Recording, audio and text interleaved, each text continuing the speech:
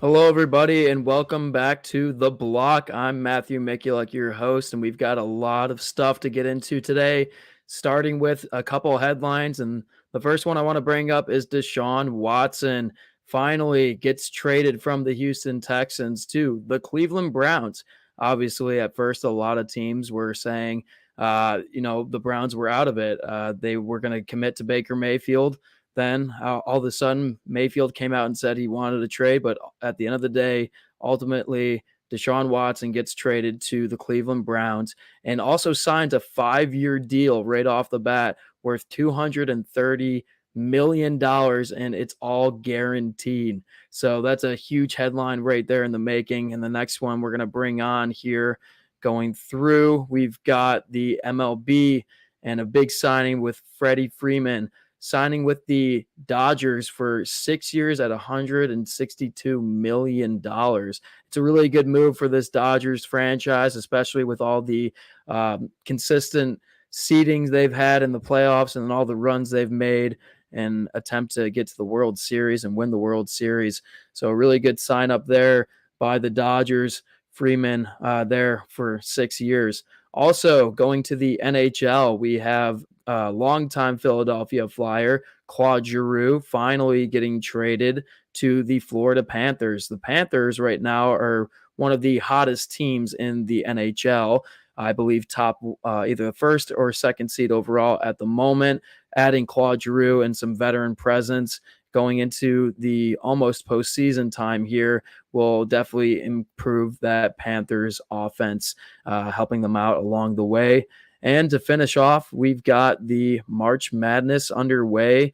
The tournament has been huge this year, a lot of upsets throughout the first couple rounds, and we've got a couple games going on right now to wrap up the second round as we speak. But teams just the name that have gone out. You got number 2 Kentucky losing. You've got another team in Tennessee, not a big fan of it, but it happened. But at the end of the day, lots of upsets. St. Peter's a huge team making some of those upsets possible throughout the tournament. Also, Baylor getting knocked out in the second round. Big upset there. And, that's why it's called March Madness, and we love it. But, those are our headlines starting off today and starting off today's show. So now I want to hand it over to our baseball crew. Boys.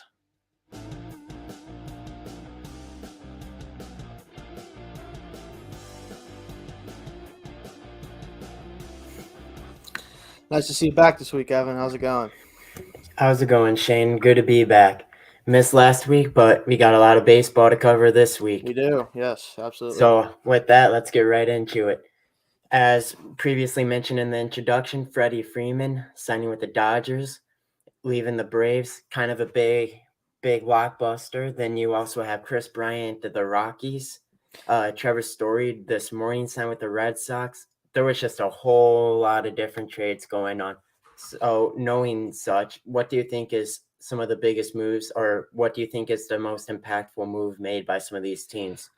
I really think the guy that we have on our screen right now, the Braves, a replacement for the signed Freddie Freeman for the Dodgers, Matt Olson here. That trade was probably, to me, the biggest move overall so far this offseason, just because you combine it with them signing him to an extension long-term. They give up multiple top prospects, including their top outfield prospect in Christian Pache, a really good catching prospect in Shea Langoliers, and a couple other guys, pitchers that they threw in there as well. But multiple top 15 prospects in their system go to the Athletics, and they get a good haul for Olson. But again, losing him for anything really is going to be tough for them because they've been consistently in that playoff range. But I think they know that they're kind of going to have to fall back now and reboot that team. But the Braves honestly might get better from this opposed to keeping Freeman around, just because Olson's a younger player, probably a better defender at this point, and coming off his best season as a hitter. So that's probably the biggest move I think that's been made so far. Yeah.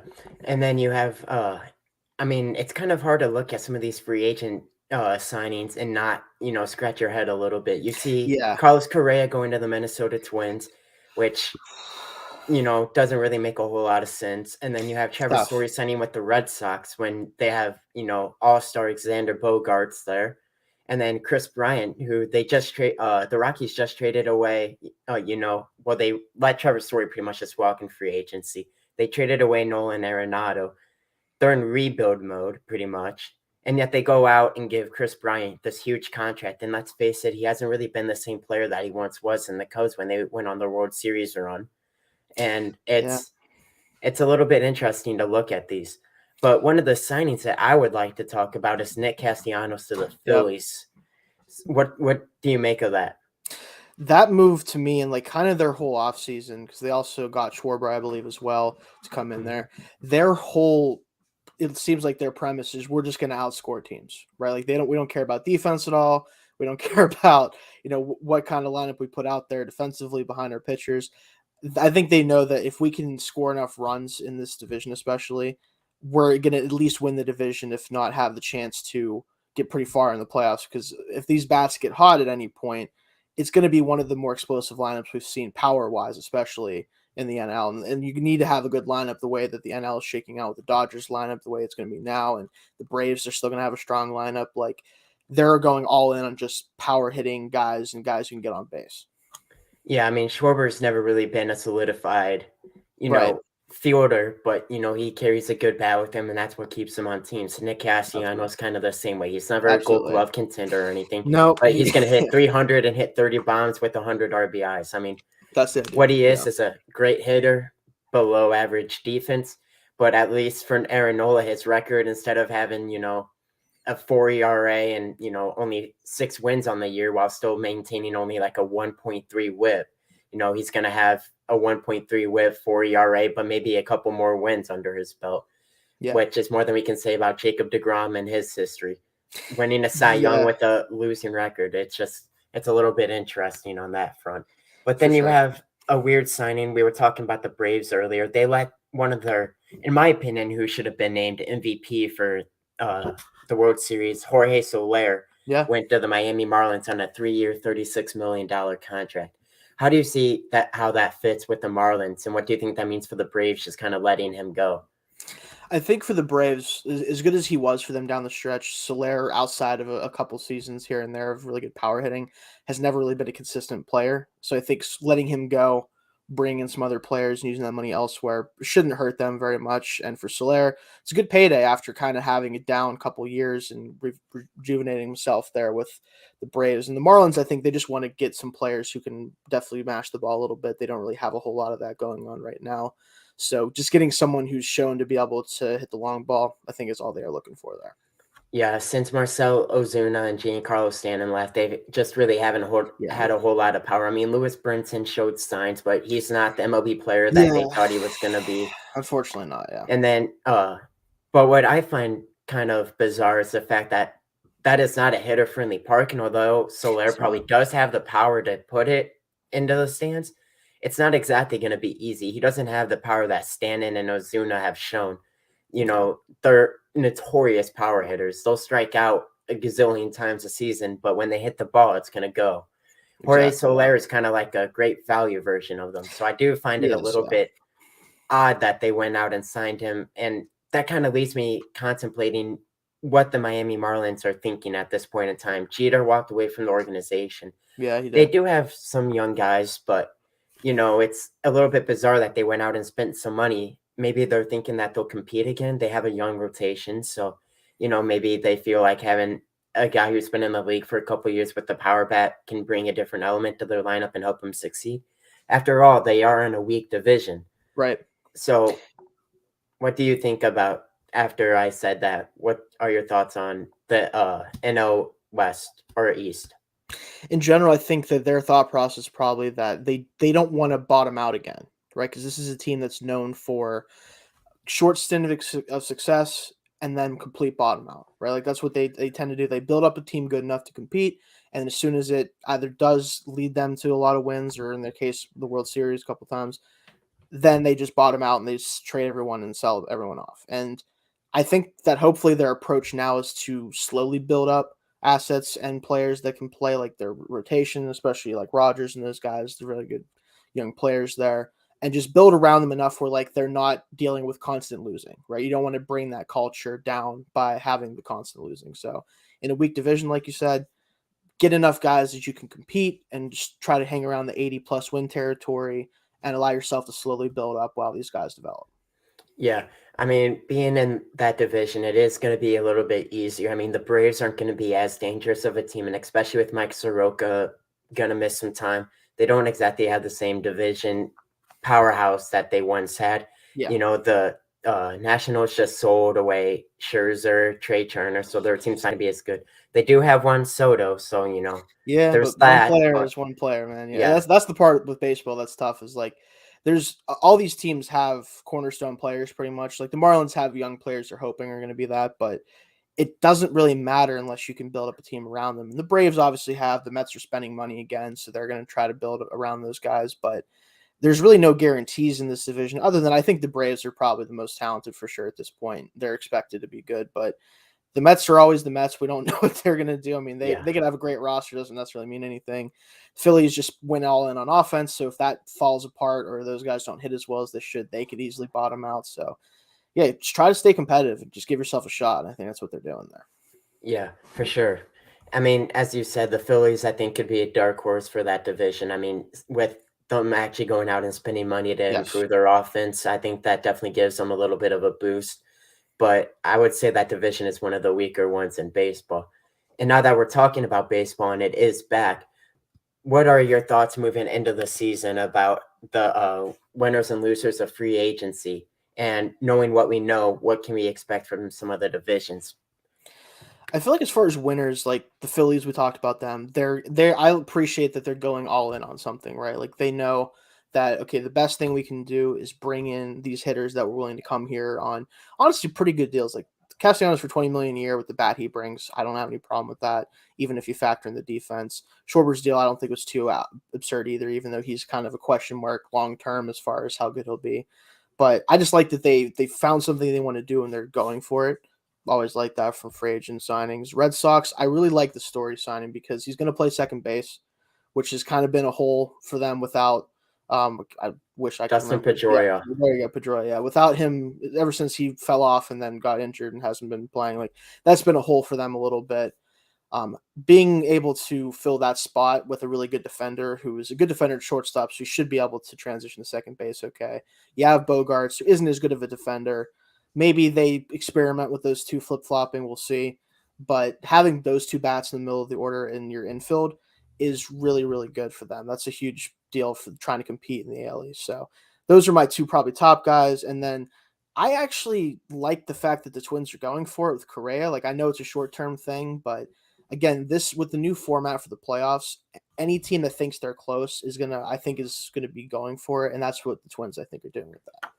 Yeah, and I've also read a couple reports that with the A's, you know, just shopping everybody, you know, Yes. Frankie Montes Yep. and Mene, they are on the trade block, and the Twins are trying to pursue at least They one of are. them. I don't know if they're trying to go for, you know, make a duo package and ship Possibly. away some prospects to grab both of them. They traded away Jose Barrios last They trade did. deadline, Yeah. if I'm not mistaken. So, Yep. you know, maybe they're trying to reboost or that rotation again.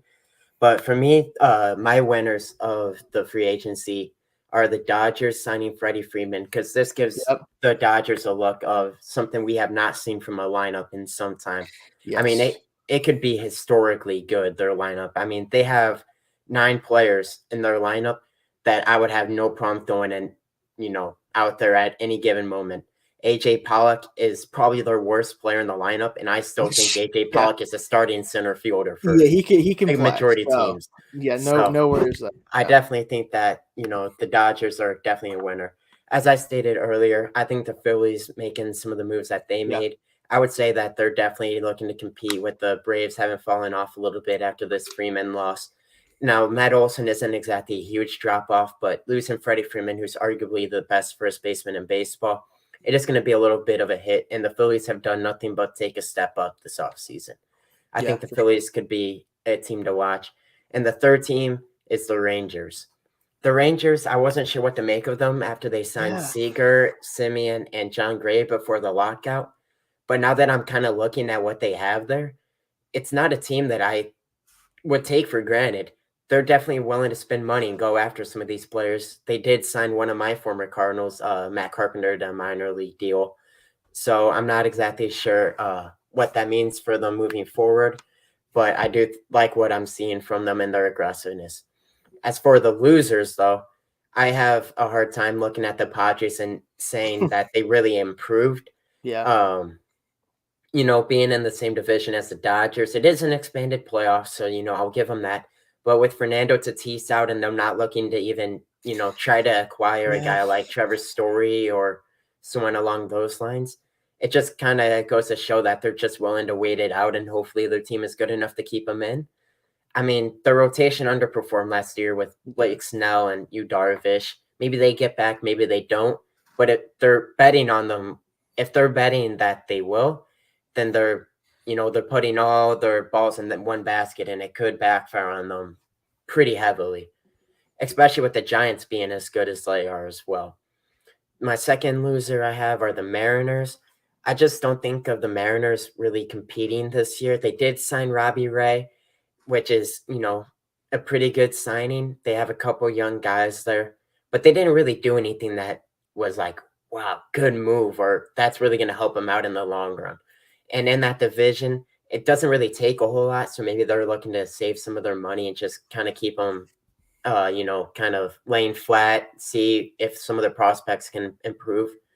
But they didn't really do anything that, really got me enticed in what they're doing and looking forward and becoming a part of the Mariners fan base. The Astros are another one, losing Carlos Correa, huge loss. That's pretty much self-explanatory on its own. Yeah.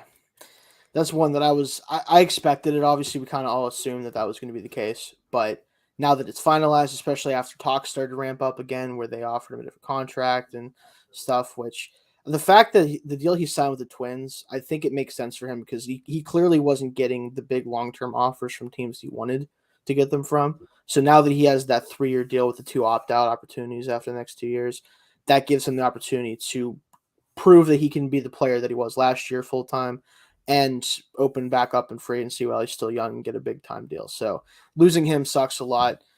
That lineup is still obviously really good, but it's hard to say what they're going to do long term. Yeah. Looking forward, I had mentioned about the predictions and divisions. Now that, for the most part, I would assume teams are looking forward now. So the free agents will probably remain free agents for the most part going into the season. Who are some of your divisions that are just going to be absolute powerhouses where you could see 3-4 teams in the division, making it into this playoff?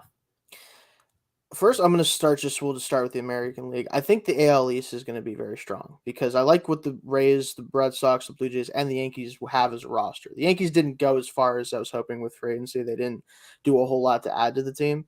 But I think that they're looking, honestly, to hope to just be healthy, right? Like if they have a healthy lineup for once, they're still really strong there, and their pitching should be good with Cole and those guys, and Severino hopefully being fully healthy. The Red Sox, obviously, we talked about them adding Story. I think that lineup is going to be really strong. So those teams, it's going to be tough because the Rays, I don't know what to make of the Rays from year to year. Like we know that they made the World Series not that long ago and unfortunately lost, but they're always in it. They're always going to be one of those teams that can make signings or make small trades that put them over the top. So, and even the Blue Jays, like they lost Simeon, which is unfortunate, but that lineup was so ridiculous with him in it. Like losing him is unfortunate, but it's not going to mean that they're not going to be a good offense anymore. So that division is probably to me the toughest in the AL to determine who's going to be the ones to come out of it.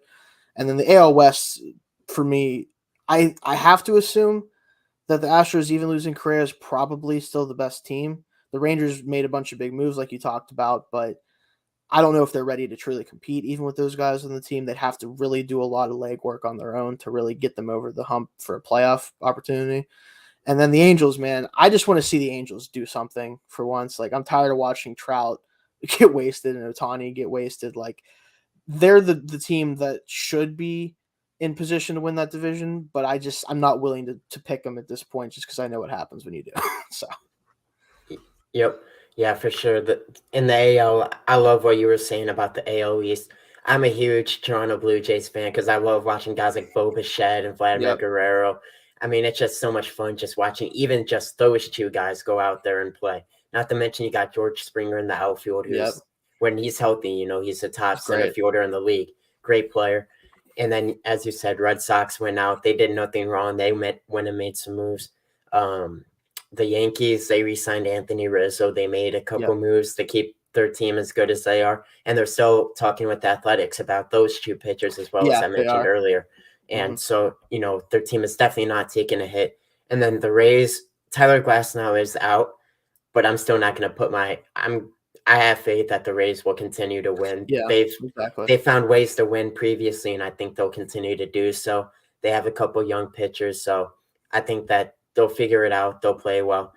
I like what you were saying about the Angels too. I'm going to comment on what you were saying, and it feels like the Deshawn Watson year, his last year before, everything happened. They pretty much just wasted away one of his years that he had on his contract because they only won, I believe, 4 games, if I'm not mistaken. And Deshaun deserved a lot more than that. And I feel like that's exactly what the Angels are doing with Mike Trout. It's like they're trying to, but all they're doing is just signing washed up players that aren't getting any better. And they're not helping him out at all. But the Angels should definitely be better. They signed Noah Syndergaard, so who knows what happens with that. Yeah, you hope that he bounces back, Yeah, but once again, who knows? I mean, he wasn't great with the Mets, always hurt. And once again, that brings me back to they signed the washed up guys and just hope that something happens with them. And I don't have faith that it will. But I do like what I'm seeing from the Rangers, and I think that division will be pretty uber competitive at this point in the season. I can see that. Maybe a team pulls away, maybe not. But not one team really stands out in that division to me. I would like to say the Astros, but once again, they lost Carlos Correa, who was one of their building blocks that they were going off of. So I'm not 100% confident that they will. Looking over to the NL, I think that the team or the division to watch for is going to be the NL West. Yeah. Regardless of what happened, there's still 3 very good teams in that division. The Rockies, we can hate on the Chris Bryant move because, they just started selling. There's no reason for them to make that move. Yeah, that move makes no sense. I'm really curious to see what happens with that, but I still don't understand it from their perspective. But it's like they sold everything, and it doesn't make any sense that they go out and make this big move. But that leads me to believe that they have a lot of faith in that roster that they've compiled, that maybe they can actually make something happen, try to sit at that 500 mark, and one thing happens and another, and next thing you know, you're finding yourself in the playoffs. It's as simple as that. Not to mention the Diamondbacks have a couple guys that I've been keeping my eye on. I'm a huge Ketel Marte fan. And then obviously we don't even need to mention the Dodgers. We've already been harping on them all episode. It's just a question of how many more games than 100 games are they probably going to win. That's really the question we have at this point. How many games over everyone else are they going to have? I mean, it's nuts. Like the Giants are one of those teams. Like we saw what they've done over the past couple of years of being way more competitive than they should be with the moves they make. But it's hard to compete with that level of. I mean, even the pitching staff, like they bring Kershaw back for another year. Walker Buehler's there, Urias. Like it's just so hard, like on a day-to-day basis, to play that team. It's just real hard. Like in the playoffs, we see anything can happen. The Braves made it happen last year, but like just the regular season, getting through that team in that division I just don't see how anyone's going to do it. It's really hard. Yeah, they're definitely winning 100 games. It's going to be way too difficult for, any team to really top them. But, the Padres, once Tatis gets healthy, they hadn't really done anything that's like to make them regress. It's just they didn't do anything to help them move forward. Right. And, the Padres are still a pretty good team once Tatis gets healthy. They got Jay Cronenworth, Blake Snell, he's been a pretty good pitcher in the past. Yu Darvish has been up and down. Joe Musgrove, I believe, is still there. So, they have some talent, just they didn't really progress this offseason, which leads me to believe they'll probably finish third in that division behind the Giants, who I don't exactly know how the Giants did it last year, if I'm being completely honest. Exactly, yeah. They're a team that you don't know. Like it's hard to say having Posey retire is unfortunate for them, just because obviously of how good he was the last couple of years and the reason was healthy, but it's until they are bad, I'm not going to say that they're going to be bad. Like that's just kind of what it is with the Giants. So Yeah, I know. They just had great management. People Yeah. got hot at the right times, and they found themselves in the playoffs. Still just not sure exactly what happened, but I am excited to see their top catching prospect who's been in the minors for a Yeah, couple Bart. years, Joey Bart. I'm excited to see how he does. I'm not exactly sure what the role will look like going into his first year, but I am definitely looking forward to see what he can do. Looking at the NL Central, do you have a winner to come out of the NL Central? Oh man, that division is something else. My Pirates are in there, and it's definitely not going to be them. I don't need to talk about the Pirates. I don't think I'll be talking about them too much on here, but I'd say like the Reds are completely selling their team, so we can kind of leave them out of contention there. The Cardinals are always a team where you have to wonder how good they're going to be. You know, Art Arenado being there, that trade was big for them. You know, they always have a couple players every year that show up too that no one knows anything about, and they hit like 295 and are the middle order of their lineup. So whatever, we'll see who that is for them this year. Brewers pitching is ridiculous. We know that. There are a couple players like Yelich and them returning to form away from probably being the top actual roster in the division. And the Cubs are kind of in this weird spot of, are they trying to compete? Or are they not? They signed Stroman. They trade guys last year. Like, I don't really know where they're trying to get or what they're looking to do. But if they want to be competitive, they probably can in that division just because it's rough outside of the top two teams. So, yeah, I would say right now I'm probably leaning towards Brewers, but the Cardinals are always, right there with them. So, Yeah, I just didn't want to sound biased if I said the Cardinals, I think, yeah, won that division. yeah, I think, But it's yeah, fair. I don't know. I think it's between the Cardinals or the Brewers. It's kind of Yeah, hard to depict which one. I mean, the right. Brewers rotation is just something else. I mean, Freddie Mhm. Peralta, Brandon Woodruff, Corbin Burns, great rotation. If Christian Yeah, Yelich gets back to form, that they bullpen too. Yeah, great lineup. Josh Hader's there. I mean, they they have what they need to win. But then you look at the Cardinals, and I think they come out way more determined after that terrible loss in the extra innings to the yeah, Dodgers, that walk off. yeah. I think that was really hard for them, and I think they'll come out with a chip on their shoulder, ready to bounce back. Not to mention how they finish their season; they'll probably want to pick up where they left Hmm. off. I think that would definitely be it. And then let's go up to the AL Central. Who do you have winning from there? That division is interesting. To me, like the Twins have put themselves in the position to try to compete again, which is nice for them with the Correa signing and stuff like that, and especially if they trade for the pitchers we talked about from the A's. The White Sox are still the most talented team. I mean, they did lose Rodon, which is unfortunate for them because he was a huge breakout for them. But that roster has talent up and down, especially in the lineup. So they're always going to be scary. The rest of the Tigers are still, I think, a year or two away from actually being a threat in that division just because they did bring in Baez. They did do a couple other things. But for the most part, I still think they're not going to have enough all around talent across the roster, at least this year. Royals, I don't even want to talk about them right now. Who knows what they're going to try to do? I think they're just trying to like bide time until they can get a couple prospects up.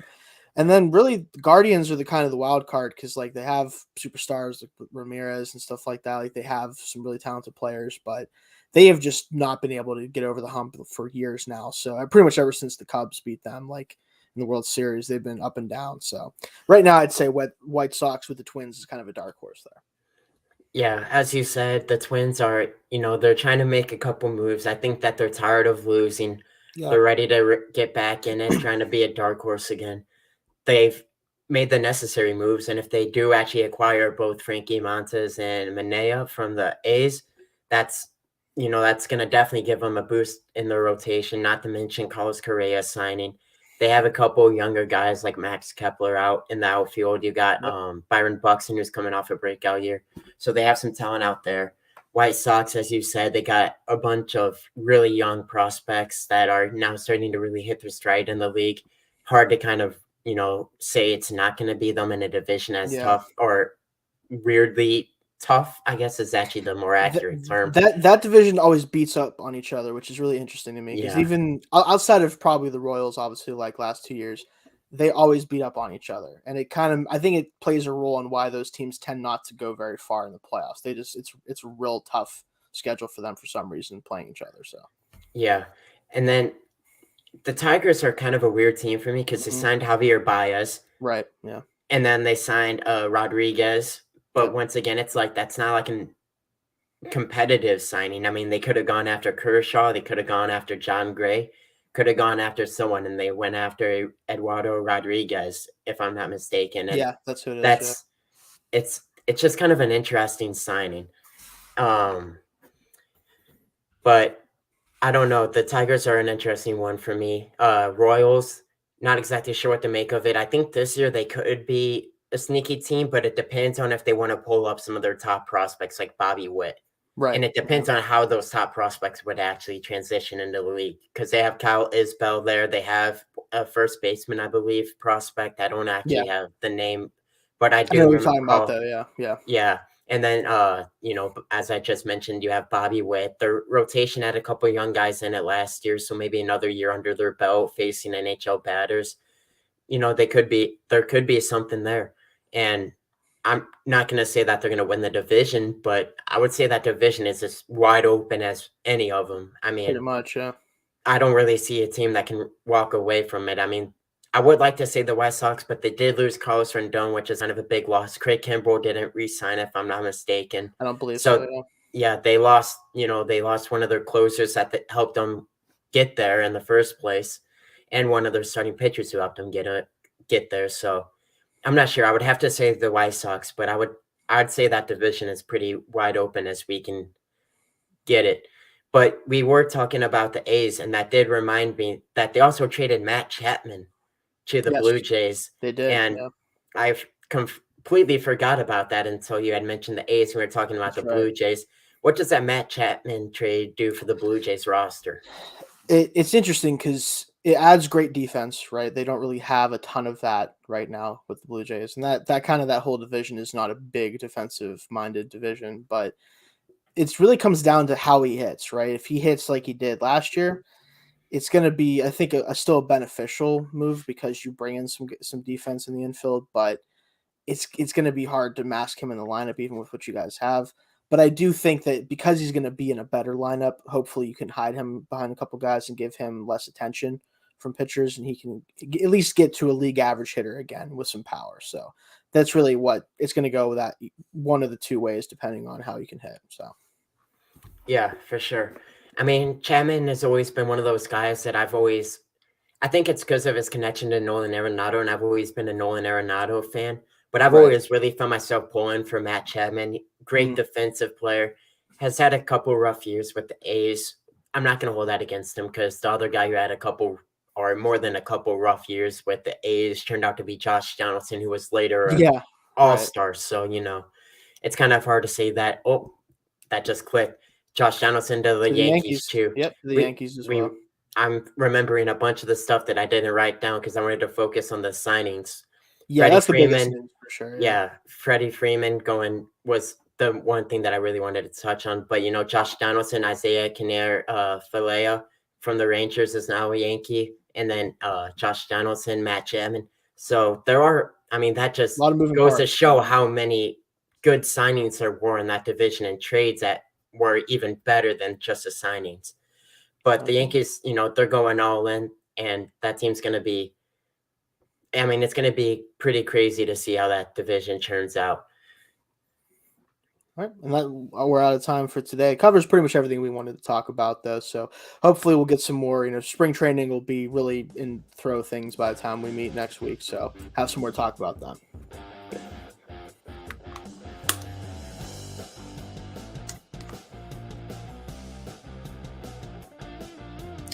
Thank you guys. Appreciate it.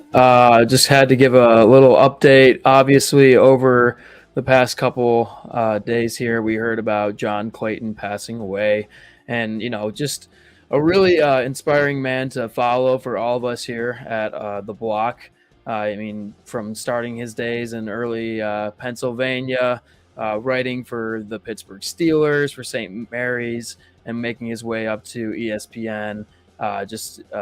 A real true professional and a guy to strive and be like down the road. So really sad to hear that he passed over the weekend here.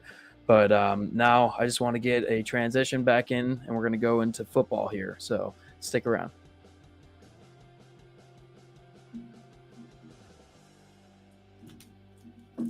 Alrighty, here we go.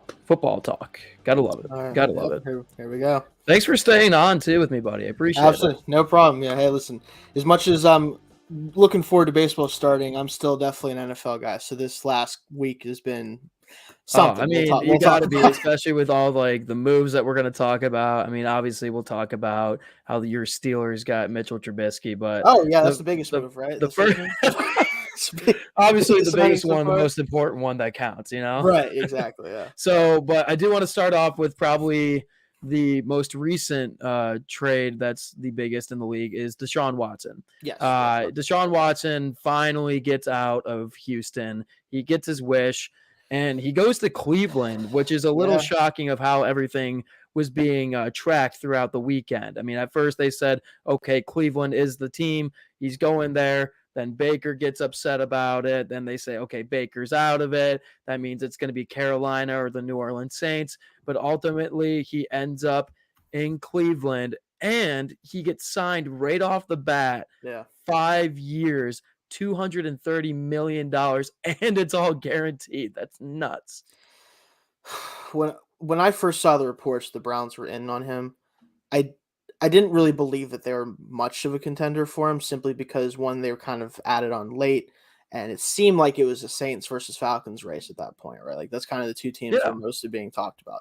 And it made sense, Atlanta, where he's, going back to where he's from. Saints just need a new quarterback, and they have a strong defensive roster. So, like, all of that made sense. But the Browns jumping in on this race, considering the season they had last year and, like, the uncertainty around Baker Mayfield, from a football perspective, I get it. You want to upgrade at the position if you can, but it's what they ended up doing and giving up for him. Do you think we'll talk about it? Yeah. Do you think it has any? This says though something about Cleveland's organization and their character of how they run stuff there. I mean, to me, it's a slap right in the face to Baker and how they treat their players. I mean, I just think it's a little ridiculous of how everything went down. I think so too. With Baker coming out saying, okay, I want to trade, and then immediately saying, no, you're not allowed to have a trade. Like, I'm not trying to get too hard on Cleveland, but I think it just speaks about how their organization's being run. Obviously, they got rid of Jarvis Landry, Odell Beckham Jr., and, they all pointed fingers at a guy like Baker Mayfield for not making the playoffs and that type of reason. And, part of it was on him. He didn't perform to a number one overall projected player like himself. But, at the end of the day, it's just one you look at and you're like, really crazy.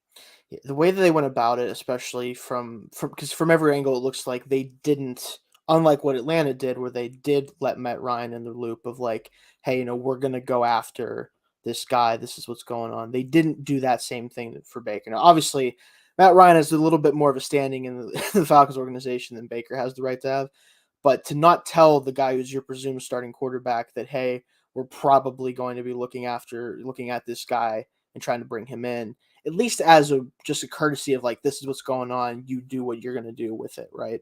Yeah. That's the part that I really don't understand, because it's unnecessary, right? Like, you didn't have to take that approach with it. You could have easily been like, hey, we had a rough year last year. I know you played through injury, all that stuff, but we're trying to do the right thing for our football team, if that's what they think it is. And telling him that would have been the best way to go about it, because then you don't have the message he puts out and like talking about before he even actually gets traded and when he hasn't been yet.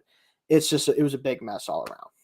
Yeah, obviously there were a couple of reports coming out too saying from the beginning that Baker was not going to participate in spring training, all that type of stuff going forward with the Browns when all this stuff started to speculate. And now that it's happened, where's Baker going? Like, what does he have left in the NFL? What team would take a chance on him? I mean, the Browns have to let him go or trade him at this point.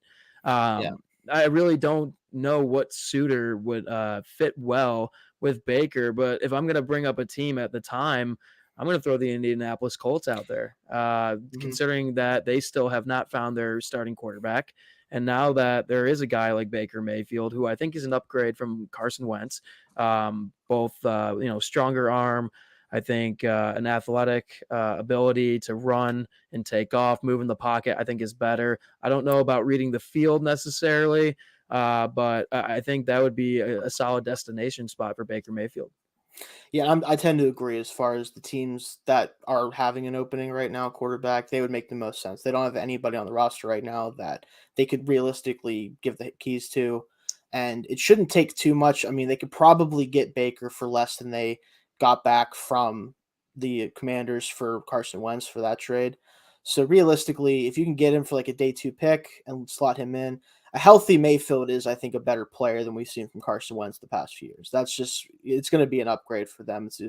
And the way that their team is built is perfect for what you need for Mayfield to be successful. Strong running game, solid offensive line, a good defense. Like, give him those things, and in a really weak It's what division, he's had yeah, though in exactly, Cleveland. Like yeah, he's had the offensive line, he's had the run game. I think he just needs a new just a fresh new start, really, fresh start, yeah, just a different city too, just to be like, you know what, because going into Cleveland, no matter what sport it is, if they've been struggling for a little bit, they're going to oh be boy, wild, they're going to be antsy, be like, we demand success and we hmm demand it now.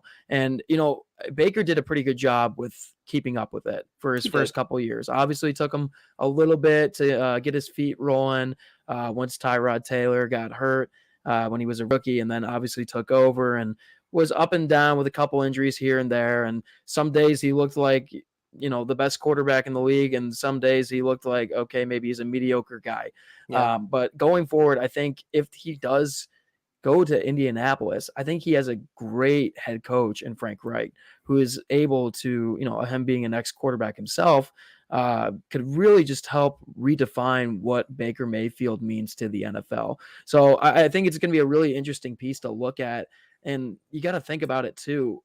How many quarterbacks really want to be going to the AFC at this point? It has been yeah. stacked all over. And, obviously you guys are in the same division, the Steelers and Browns. So seeing that Deshaun Watson's there now, and also you guys picking up a guy like Mitchell Trubisky in this offseason. I mean, Mhm. what do you think on that too, by the way? I think that if nothing else, he's an upgrade over what Ben was able to provide us the past couple of years. I obviously don't want to talk too poorly about the guy because of obvious reasons, Yeah. but everyone who's watched in the last couple of years, we knew that he had very little left to give. Especially his athleticism just declined so much that he couldn't play the way he used to before he had an offensive line.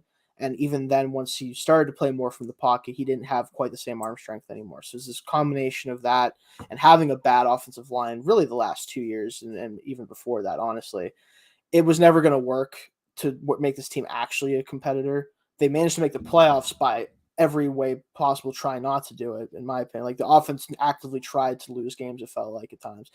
But the defense just was like, nope, we're not having it. We're not going under 500 under Mike Tomlin. That's not what we do.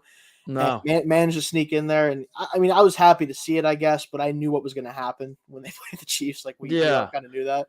So he gives us more upside on offense. It allows Canada to have a chance to prove that he can be the offensive coordinator. Like, as much as I don't like him as an offensive coordinator, he didn't have much to work with as far as being Yeah, able to well, run I this mean, it's offense. like So you're saying though, like it's yeah, hard when you have an older guy who cannot throw a zip pass over 10 plus yards. yeah, it just And didn't that's happen. what Mitch is going to be able to do for you. Yes, 100%. And he's been getting praise from his previous coach in Buffalo, Josh Allen has talked about Yeah, this kid's an athlete. Like as much as people are talking about how he's a little sometimes inconsistent with the throwing game.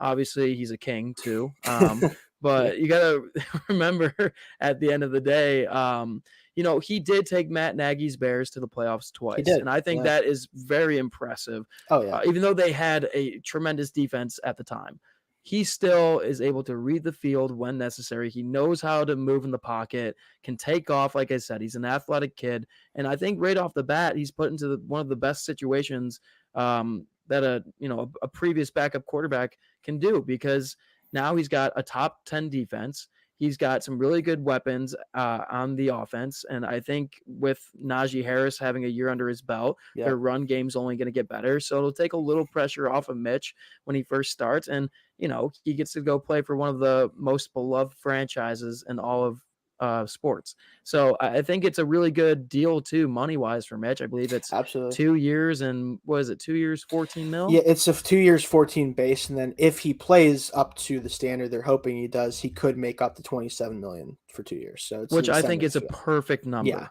100%. And you got to think of it too. Like even if Pittsburgh wants to go with a younger guy in the next couple of years, they can still draft him this year They and just could, have yeah. Mitch start to play. Like you said, that's why contracts are different, and they're able to change is because they don't know what direction is going to happen when they sign a guy like Trubisky, or if they draft a guy like a Matt Corral or say a Kenny Pickett, something like that. So it'll be interesting to see what happens, but I think it's a really good signing for the Steelers. I think it's a good place for Mitch to go to. Yeah, it was the place that I expected it to end up being. Like of the free agent quarterbacks, he had the right combination of potential upside because we haven't seen him with a competent really team in general since he's been in the league, and also was not going to be expensive enough to keep us from entering the draft market or anything in the future here in the next couple of years. Now, one guy though that left the Steelers offense is Juju Smith. Yeah. He did a 1-year deal with the Kansas City Chiefs. I mean, I don't really know what to make of this move right here because, I mean, he's a good wideout. I think he's could be a number one on some teams. Obviously, he'll probably be looking at the number 2 position here with Tyreek Hill already being on the Chiefs, and maybe even a number 3 with some of the other guys they got there like Pringle and I believe is Hartman still there? Hartman's there. Pringle got signed by the Bears, I think, actually. If I remember. Okay. All right. Yeah, So they let him go. Another one to talk about. Yeah. But either way, I don't know what your ties are with him personally being a Steelers fan, but the way I look at it, I think it's a good signing for the Chiefs. They get a real physical wide receiver that, you know, he may not be the fastest at all times, but he plays physical. And I think they need that, especially on their offense. They already have the speed in Tyreek Hill. Even a guy like Travis Kelce, man, that guy can fly, but adding him to your roster is just another piece for Mahomes to mess with. And for being such a young guy, this is going to be a 1-year prove it deal. So I think they're going to get his all out of it. So what are your thoughts on it? I think kind of what you said is the main thing is he has a different skill set than any other actual wide receiver on the roster, right? They've struggled to find somebody to play that true possession yards after catch role that isn't a speedster, right? They want somebody who can catch something short and actually break tackles as opposed to trying to run away from everybody. Like as good as Hills is at doing that, and even Hardman has his moments, like getting a consistent possession receiver who has a little bit of upside as a runner after the catch. That's what they really need, and he's perfect for that. If he's healthy, he could easily return to that 1,000-yard receiver that we saw early on in his career because he's just gonna have so much space to work with everyone around him. Like you can't target him in the offense. There's no way and get away with it. So he's gonna be open a lot more than he's been the last couple of years, and I'm excited to see it. As much as I'd love to keep him around for the next couple of years, I'm kind of happy for him because Steelers fans didn't really appreciate him very much, and this gave him a lot of trouble for really no reason. So if the only thing that I feel like people hate him is because of the little TikTok dance. Oh yeah, that's used to do. Listen, but I mean that's they're tough with that stuff. Some people like to smack talk on the field. He likes to do his dancing before the game, and exactly. Sometimes it doesn't work out in his favor, but it's whatever. But so I mean the Chiefs kind of upgrading once again at the offense, but one of the teams that are going to be trying to hunt them down are the Buffalo Bills. And man, did they get themselves a beast signing Von Miller to a 6-year deal worth $130 million. 130 or 120? $120 million. I mean, listen, I'm a Bills guy, born and raised in Orchard Park, New York. So I've been following them since I was a little kid. And now knowing Brandon Beane, their general manager for a couple of years, we didn't expect this at all because what he's been doing over the past couple, like 3-4 years, are signing those guys that need to get the prove it type contract, maybe a 1 or 2 year deal max, low money, have them prove it, and then go out and get their big contracts. And this was just a eye-opener, I guess, across the league because nobody would think that Von Miller would be like, okay, I'm going to leave the defending Super Bowl champions. I'm not going to go back to Denver, who was, who just got Russell Wilson and are reported to be this new great team in the AFC. He said, nope, I'm going to the Buffalo Bills. And one of the reasons, too, he said it, which was pretty interesting, is when he was in the draft, he honestly thought he was going to Buffalo. We ended up taking Marcel Darius, but he kind of had the feeling, okay, I was going to go to Buffalo. So he did some research on it. And then even like into the league, once he was with Denver and stuff, he always had it in the back of his head. That's what he spoke about at his press conference. And coming here, finally, it was his first time to choose a team that he wanted to go to, and he chooses the Bills. I think this is a big statement for the Bills organization and just the team itself, saying, hey, there are free agents out there that want to win and go to a team like Buffalo.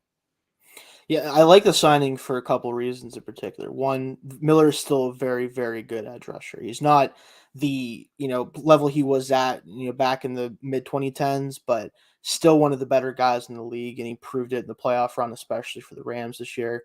And it also helps your young edge rushers that you've drafted over the past couple of years develop, because he is one of the better teachers at the position from what I've seen him talking to guys. And he's such a technician, and he understands little nuances of things that has helped him get to where he has been. And it's going to help them develop for whenever he is eventually gone. And it's really more of like a 3 to 4 year deal. And we always see that with these long deals. It's like, it's 6 years, but it's really 4. It can be 6 if you want. During that time, he's going to help them not only on the field, but help them get that next generation of edge rushers for you guys ready to go. So I really and one other thing I'll throw in there too. I mean, obviously he's a mentor, like you were saying. That's the huge part of it. But just the way he handled himself too in that press conference, he's like, we're gonna win Super Bowls. That's what he said. But he also said that he was so thankful to be a part of it, because he said this team was going to win a Super Bowl without him, which I don't know if that's the case, but it just shows you like how much of a character guy this is. And it totally fits that Brandon Beane and Sean McDermott locker room. And this really could be the next piece going forward, because you have so many guys on that defensive line that have been struggling. One guy I think of all the time is Ed Oliver, the D tackle. He's been seeing double teams ever since he got into the league. Yeah. And now that you have Von Miller, I mean, he's going to go up in production. And then also the Bills have signed a ton of other defensive tackles or edge rushers. So I think big numbers are going to come from that D line there. Great move by the Bills. Let's get into our next signing, though. We have Allen Robinson going to the Los Angeles Rams. What do you want to talk about there with that, buddy? That one's an interesting one, because the corresponding move then was obviously the trade of Robert Woods to the Tennessee Titans for, I think, a 6th round pick. Yeah. Just kind of more of like a salary dump / we want to get him to a team he wants to play for out of respect. And he did want to play for the Titans. So honestly, it's interesting, because Robinson has been plagued by bad quarterback play his entire career, right? And he's been able to produce most years except really this past year with the whole Fields, Foles, Dalton, whatever you want to call that whole situation with Chicago. So getting to see him play with the legitimate Pro Bowl level quarterback for the first time is going to be really fun, I think. And they likely think of this as an upgrade to what they could have gotten from Woods moving forward, or even OBJ. Like, he might still be back, honestly. Woods that's what I was going to ask you about. Is like you have a guy in OBJ, and the way I see it right now is he's not going to sign with any team. No team's going to want to sign him until he's healthy. Right. So I think this is the best option that they could have done to get a more taller, big, physical body guy who can make your contested catches. Because obviously you have Cooper Kupp, but I mean, he's going to be double teamed. He's going to be looked at so much. Yeah, like you said, losing Robert Woods, you needed to make a replacement right away. So I think too, now that like you said, he has one of the most mature quarterbacks in the league, just won a Super Bowl. His production level is probably going to go up too than what he saw in Chicago. At least, to the consistent level of being looked at from time to time. Hopefully he doesn't get hurt. I know that's been an issue or on the and on. topic of choice when it comes down to signing a guy like him. But I think with the new area, kind of like, I don't know, sometimes for me, even though it's you're dealing with injuries, sometimes a new start can really, get your mental side right, and it might get your whole body right. So going forward there, I think that's a really good signing for the Rams, and they needed it, especially with losing a guy like Robert Woods, who we mentioned, who's going to the Titans. What do you think about that signing there? I think it's a great spot. It makes a ton of sense for him because he's clearly the second best receiver on that roster now that they let Jones go when they cut Julio Jones. Yeah. So him and Brown together, talk about physical at the receiver position. Yeah. Like, Woods loves to just beat people up, and not only like as a blocker, but with his routes. Like, he's one of the most underrated wide receivers in the league too. He is. Like, nobody talks about him enough. No, I loved him coming when he got signed with the Rams and from Buffalo. I'm sure you're very familiar with him. Yes, I was one of the few people that was like, that's a steal of a contract. Because first of all, you get a guy who's as consistent as it gets, just getting open and getting football. And he's going to be better. He made EJ Manuel of the Buffalo Bills look somewhat relevant. Like, that's how good he is. It's crazy. Like, I couldn't believe that people were upset about this. I'm like, the Rams need somebody who's an actual like pro wide receiver, is going to show up day in and day out, and is going to be physical. He's going to help in the run game, and he's been awesome for them ever since. And I was really happy to see it whenever it happened. So I'm hoping he can get healthy from the ACL, and if he gets healthy, he's going to be a big help for Tannehill in that offense. Now, do you think going forward though, this will change the Titans' offensive look at any way? I mean, I know they're run heavy all the time because they have the best running back in the league, but I feel like they've been doing it for so long that they might try and change it up and be like, listen, we got to pass more throughout these games. We really have to. And especially by adding a guy like Robert Woods. I mean, even towards the end of the year when Henry went out, it seemed like they still weren't throwing the ball enough. Maybe it's because they still need to upgrade at quarterback going forward. I think Tannehill is decent, but I don't think he's anything special to get you through to an AFC championship game or into a Super Bowl. So maybe they're waiting. They might be a team that starts to look at quarterback in the next couple years. It should be interesting to see what they do in the near future. But speaking of the Rams and them letting some guys go and signing some guys, they also signed their quarterback to a 5-year deal of $183 million. And this one's a little like iffy because I get it. The man deserved to get paid. He just won a Super Bowl. But that man, dude, I mean, I think they're going to be in some trouble with some money down the road here. You see, I like to say that about teams, right, when they do stuff like this. But as we've learned from especially the New Orleans Saints, the cap is a myth. The salary cap in the NFL might as well not exist because as far as I can tell, the Saints are going to have like an $80 million cap hit assigned to 4 players in like 2047. I don't know how they're like whatever Mickey Loomis, the general manager there, is doing. I would love to, like, even if they had to, like, if I had to sign something saying I couldn't talk about it, I would just want to be in the room with him as he figures this stuff out. Because like something about the way that they do it, especially, it just basically they can just print money and be like, oh well, we can go get, like, they were in the Deshawn Watson hunt. How in the world could you have possibly been in the hunt for him?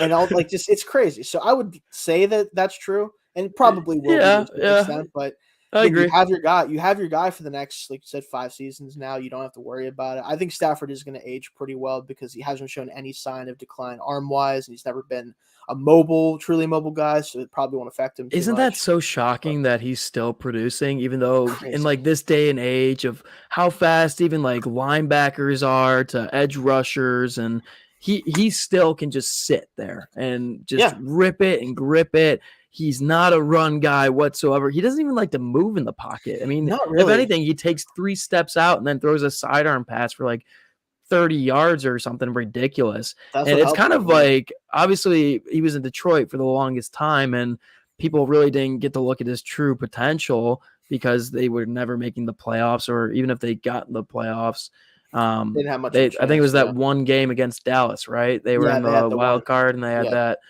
that terrible non-pass interference call, I believe. Yeah. But I mean, the dude's a baller, but to me, it's just so like insane that this guy can play the position today in the pocket and not have to worry about it. I know Brady does it still, but as in, I guess, Matt Ryan, but I can't think of another quarterback. Even Rodgers will take off from time to time. Oh yeah, he will. He's still pretty mobile. Stafford's biggest thing for me, and you noticed it, especially for the Rams. I think the thing that separated the Stafford Rams versus the Goff Rams more so than obviously Stafford's just a better player, but Stafford's able to, despite not being a great athlete, is not bothered at all by pressure. Like you could be about ready to knock this dude in the next week, and he's going to throw a perfect ball right over your head still. It doesn't. So, he's not phased at all by it. It's crazy. So I mean, like obviously he's a great player and all, but do you have any? I don't know. Are you iffy on the 5 years with the amount of injuries though he's had? It's a risk, but at the same time, McVay's probably looking at it like I found the guy that makes my offense playoff and Super Bowl dangerous, right? Like I found that guy, and I don't think he wants to even have to consider replacing him while he still has enough years left to consider him as a starter. Like if you get to the last couple of years, I'm sure there's probably a way for them to kind of get out of the last 2 or so years if they need to. That's how pretty much every contract is, unless other than maybe the Watson one is guaranteed. But almost every other contract has a way to get out of it. So it's more likely they're looking for like a 3-year window with him and then go from there and see if he's still playing well. But they just need to make sure that they do have some sort of action plan if he does start to fall off or if the injuries happen or something like that. But for now, they're probably not worried about this coming off the Super Bowl. They're just thinking about going for another one. So. Yeah, and the other team that's thinking about going back to the Super Bowl is the Cincinnati Bengals, and just kind of looking at what they've done in this offseason, I really do like how they addressed the main problem, which is that offensive line. I think bringing in, I think it's three guys now, 3 fresh faces here. Yeah, obviously getting some help for Joe Burrow, and it's kind of insane because it's strictly almost pass protecting that they've had the worst trouble with. You look at their run game, Joe Mixon's was pretty good throughout the season, but they just could not get it together when it came down to the pass protection. And I think they went out and addressed that.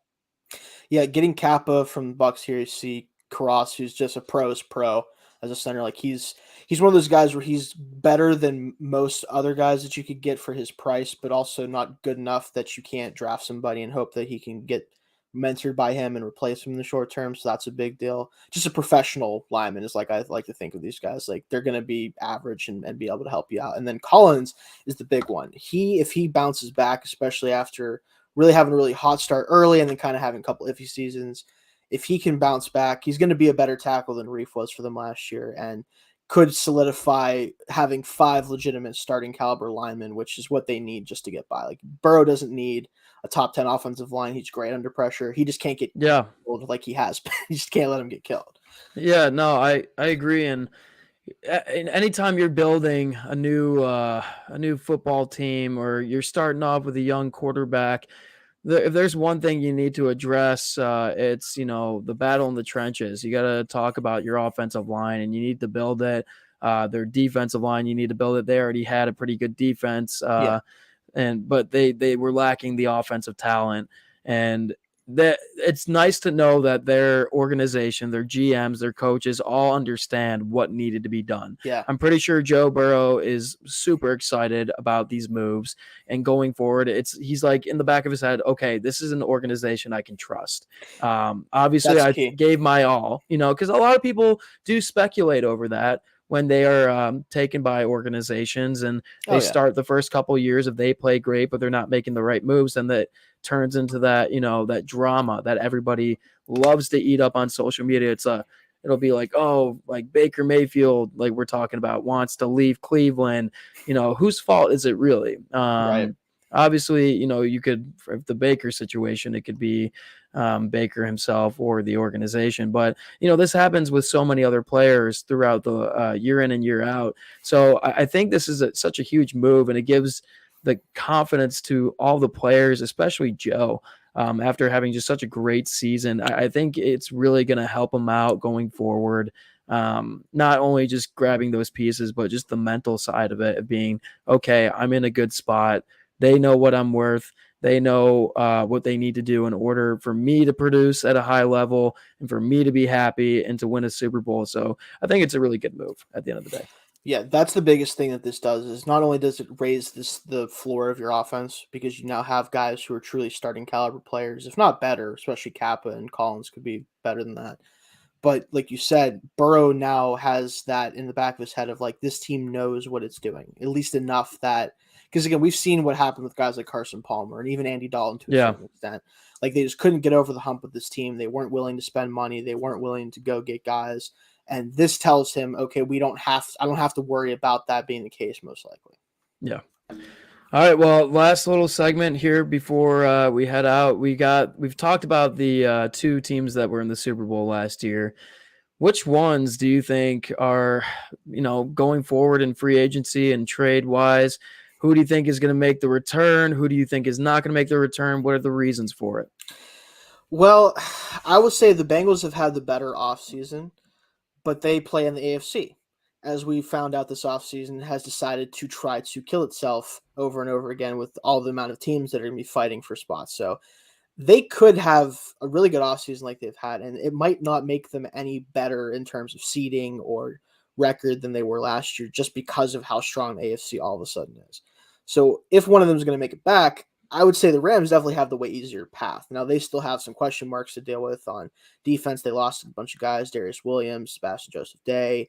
Aaron Donald's kind of in a little bit of a weird fog because like he kind of mentioned that if they don't run it back, maybe he won't be back, but I don't believe that really. But he's they too have good. the way He's easier too path. good. Yeah, exactly, yeah. He's too good to walk away from the sport. 100%. So they have the way easier path. So if I had to guess, I'm going to go probably Rams have the best shot at getting back there. Yeah, I'm going to agree with you there too. You kind of stole my little part right there. I mean, the AFC is just too stacked. It's crazy. I don't see them. I think, let me put it this way. I see them having a harder time getting through all the rounds compared to the Rams. In my opinion, the Rams only need to get past Tom Brady and the Bucs, what they already did last year, and they need to get by Aaron Rodgers. I don't see no other team over there really scares me at this moment. Not even like Kyler Murray and the Cardinals. Too much question marks going on. And then you can even mention a team like the Cowboys, but they choke every year. They do. Not trying to stir anything out there with you Cowboys fans, but just is the way it is, or maybe I am. But either way, though, no, the Rams. I mean, they have the foundation on all three sides of the ball: offense, special teams, defense.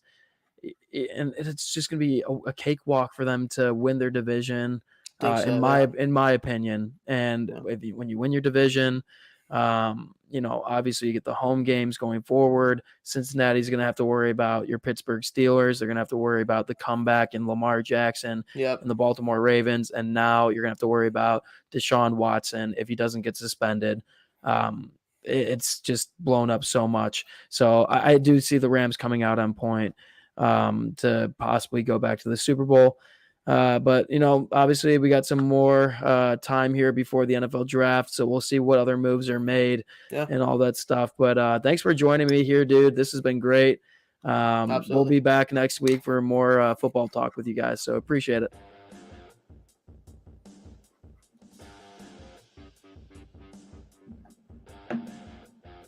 All right, guys, that was our little football segment right there. So now I just want to talk about, we got the Masters actually coming up here in about 3 weeks, which is great. We're going to have a special coverage on that. So you'll be able to see what our top golfers are for the tournament, who our picks are. We'll be looking at mixed picks, a little segment I'll start doing on picking the best players out of the tournament that I have winning the tournament. But yeah, coming up real fast, 3 weeks out. So keep your eyes out and your ears open. But now we're going to head over to basketball with Ben, and he's going to tell us everything on the NCAA and the NBA.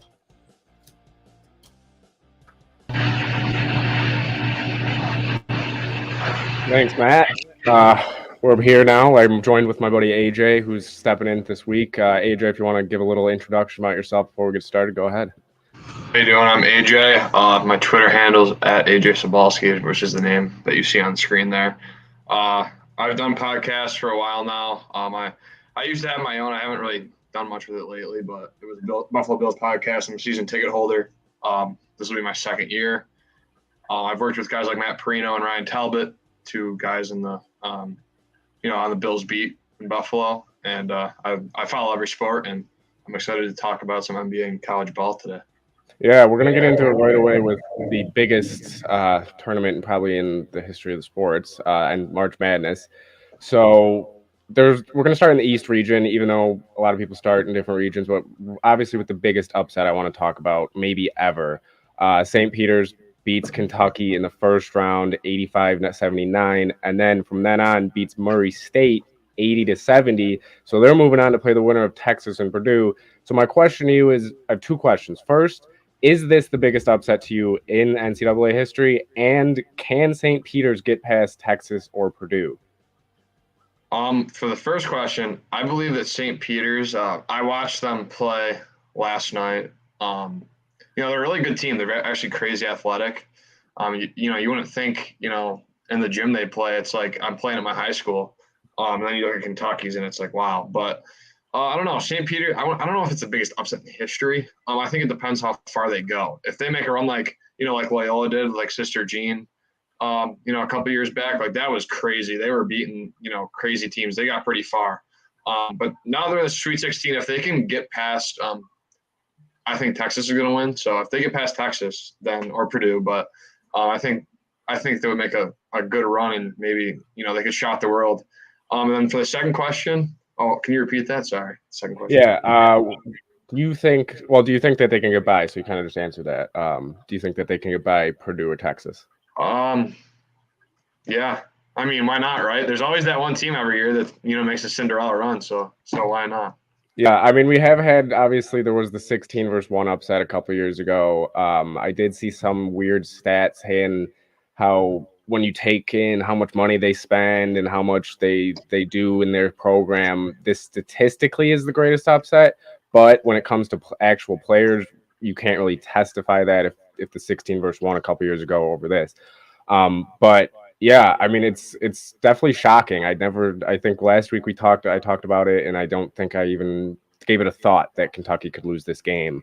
Especially now that you look at their gyms where, I mean, St. Peter's gym is literally, it's a high school gym, and Kentucky plays in one of the biggest college basketball stadiums there is in the country. So I don't know if it's the biggest one. I think I'm going to lean towards, it is the biggest upset we'll ever see. Obviously, we say that every year, and then there's always a team that upsets someone. So every year we always get someone new.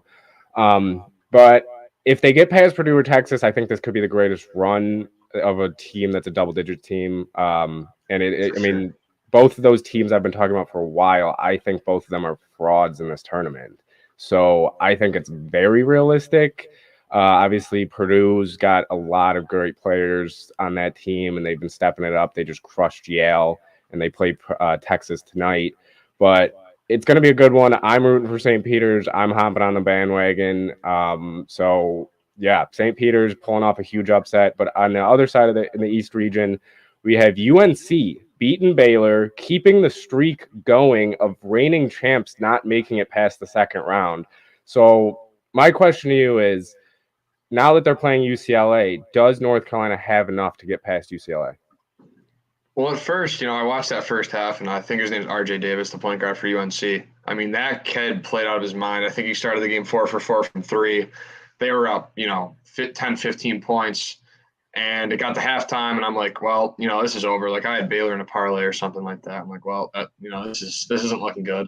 So then it was funny because me and my dad were watching the game, and when it got to 25 points, Manic elbowed the freshman from Baylor in the head, and he got ejected. Now that guy was like, Manic's like the life of that team. Like he brings energy. He's a great shooter. He's a great finisher. When they lost him, man, that whole game flipped. I looked at the odds when it was a 25-point lead with 7 or 8 minutes to go, and if you bet $3,000, you would have won $3 if you bet North Carolina to win. So like the odds were literally insane. I think UNC showed weakness against Baylor. I think Baylor was a really good team too. They have a heart of a champion. Obviously, they've been there, they've done it, and I know they love the coach over there. So I don't know. I think it was a very cheap game as well. I think the refs did a poor job, controlling the game. But I think UNC. I don't think they're going to be able to make it past their next opponent. I really don't. I think UCLA is athletic. I think they're tall. I mean, St. Mary's was no match. St. Mary's just didn't. I mean, St. Mary's is very good fundamentally, but they're not. They just don't have the athleticism like UCLA did, and UCLA is a great team. So I think UNC's run's done. Especially, I mean, if Manic comes back, maybe. But they're really going to need all those guys to play a heck of a game. I know their big man played really well. They're going to have to stay out of foul trouble, but no, I think UNC's run ends in the Sweet 16. Yeah, I'm gonna agree with you on that. I mean, almost blowing a 25-point lead in, I mean, 8 minutes. I mean, you can't really get much worse than that. Did go into overtime and they did pull out the win, but against a team like UCLA, I even would have taken UCLA honestly over Baylor. But I mean, a lot of people might say different. But UCLA, they have the guards to do it, and that's the number one thing that I think pushes this team, especially, I mean, you got Johnny Juzang over there. So I think when you have him, you can really do anything. So I think UCLA also moves on, and UNC, they had a great run. They underperformed this year compared to what people thought, and then they got into the tournament as the 8 seed. But yeah, I think they got a little lucky there against Baylor, and I think their luck comes to an end against UCLA. So next up, we got the West region. If you want to get into the West region, starting off with the Memphis game. Yes, sir. So Memphis, I watched the game last night. I think Zaga, they're a really good team. Obviously, you got Timmy and they got Chet, but they've kind of been weird all year. They've been they're 28-3. They've been winning a lot of their games, but they're also in a weaker conference, and it's a conference they've won almost every year for the last 20 years. So do you think, I know he's 4-point win over Memphis, who's a very good team. They barely lost to Houston in the championship over there in that conference. But do you think Gonzaga, is showing some weakness, and do you still think they're the favorite to win it all? Honestly, no. I think Arkansas can beat them even in this next round. Arkansas, I've always been high on them coming into the tournament. I know they struggled against Vermont and New Mexico State, but Zaga did show a lot of weakness against that Memphis team, and that Memphis team got a lot of criticism over this season. Obviously, Amani Bates didn't start off as great, and then he got hurt, and now he's back. And I do want to talk about that real quick. In that game last night, for the last 5 minutes, Amani Bates wasn't on the floor. So Penny Hardaway, I don't know what that was about. He's arguably one of your best players on the team, if not the best player besides Jalen Duran, and I know they got a few other guys there, but he's the hyped up guy. Amani Bates is the guy coming out of high school. He was that number one recruit. I know he hasn't lived up to the hype as much as people would have hoped yet, but he still came out. He nailed the 3, I think, in that second half.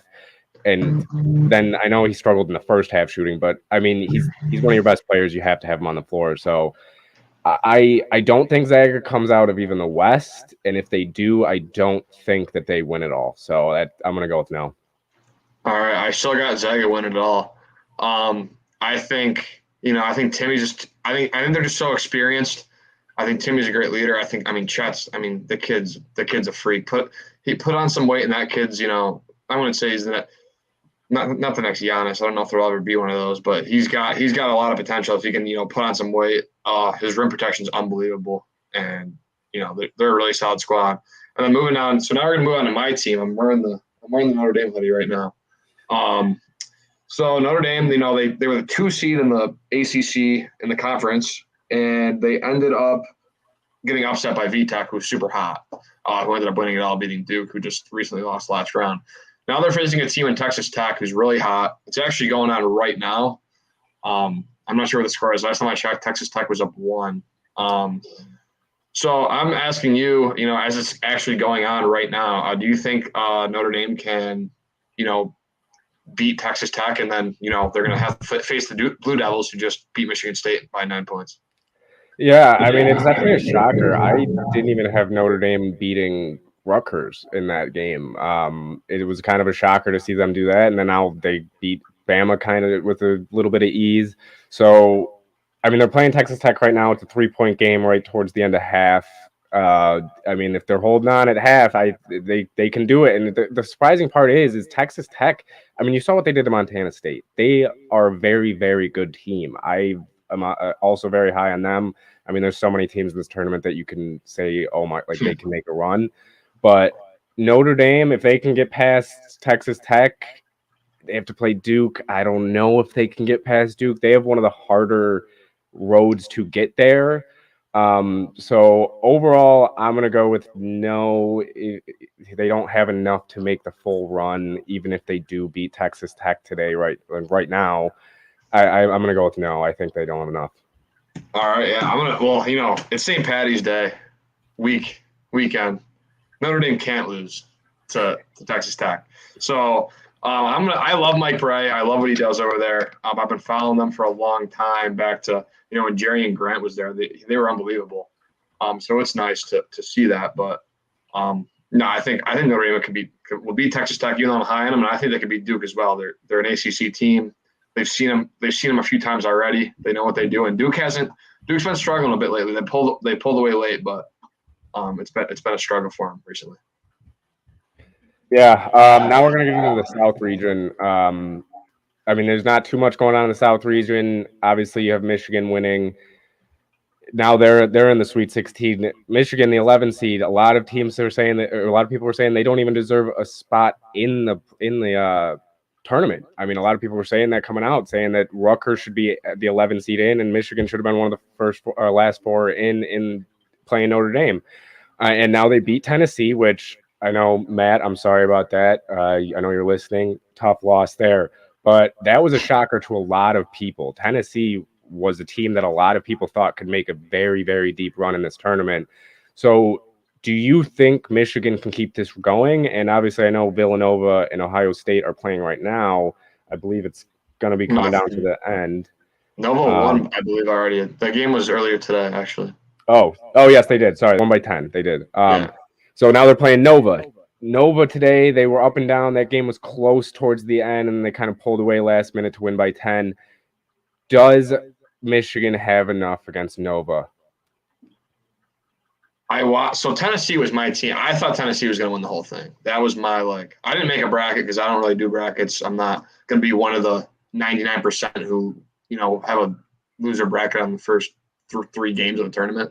But I don't know. Tennessee was a really good team. They were my favorite. Michigan really impressed me. Tennessee was actually up 60-54 in that game, and then Tennessee went on a 16-8 run. No, more than that, 26-8 run on the game. So I don't know. Michigan turned it around. They have great talent. Their big man's very good. He was shooting the lights out. He reminded me a little like Sabonis. He was a lefty, a really good player. And Nova, like today, like you said, Ohio State was up, or not up, but they were down by like 20 at one point, I believe, and then made it like a 5-point game. So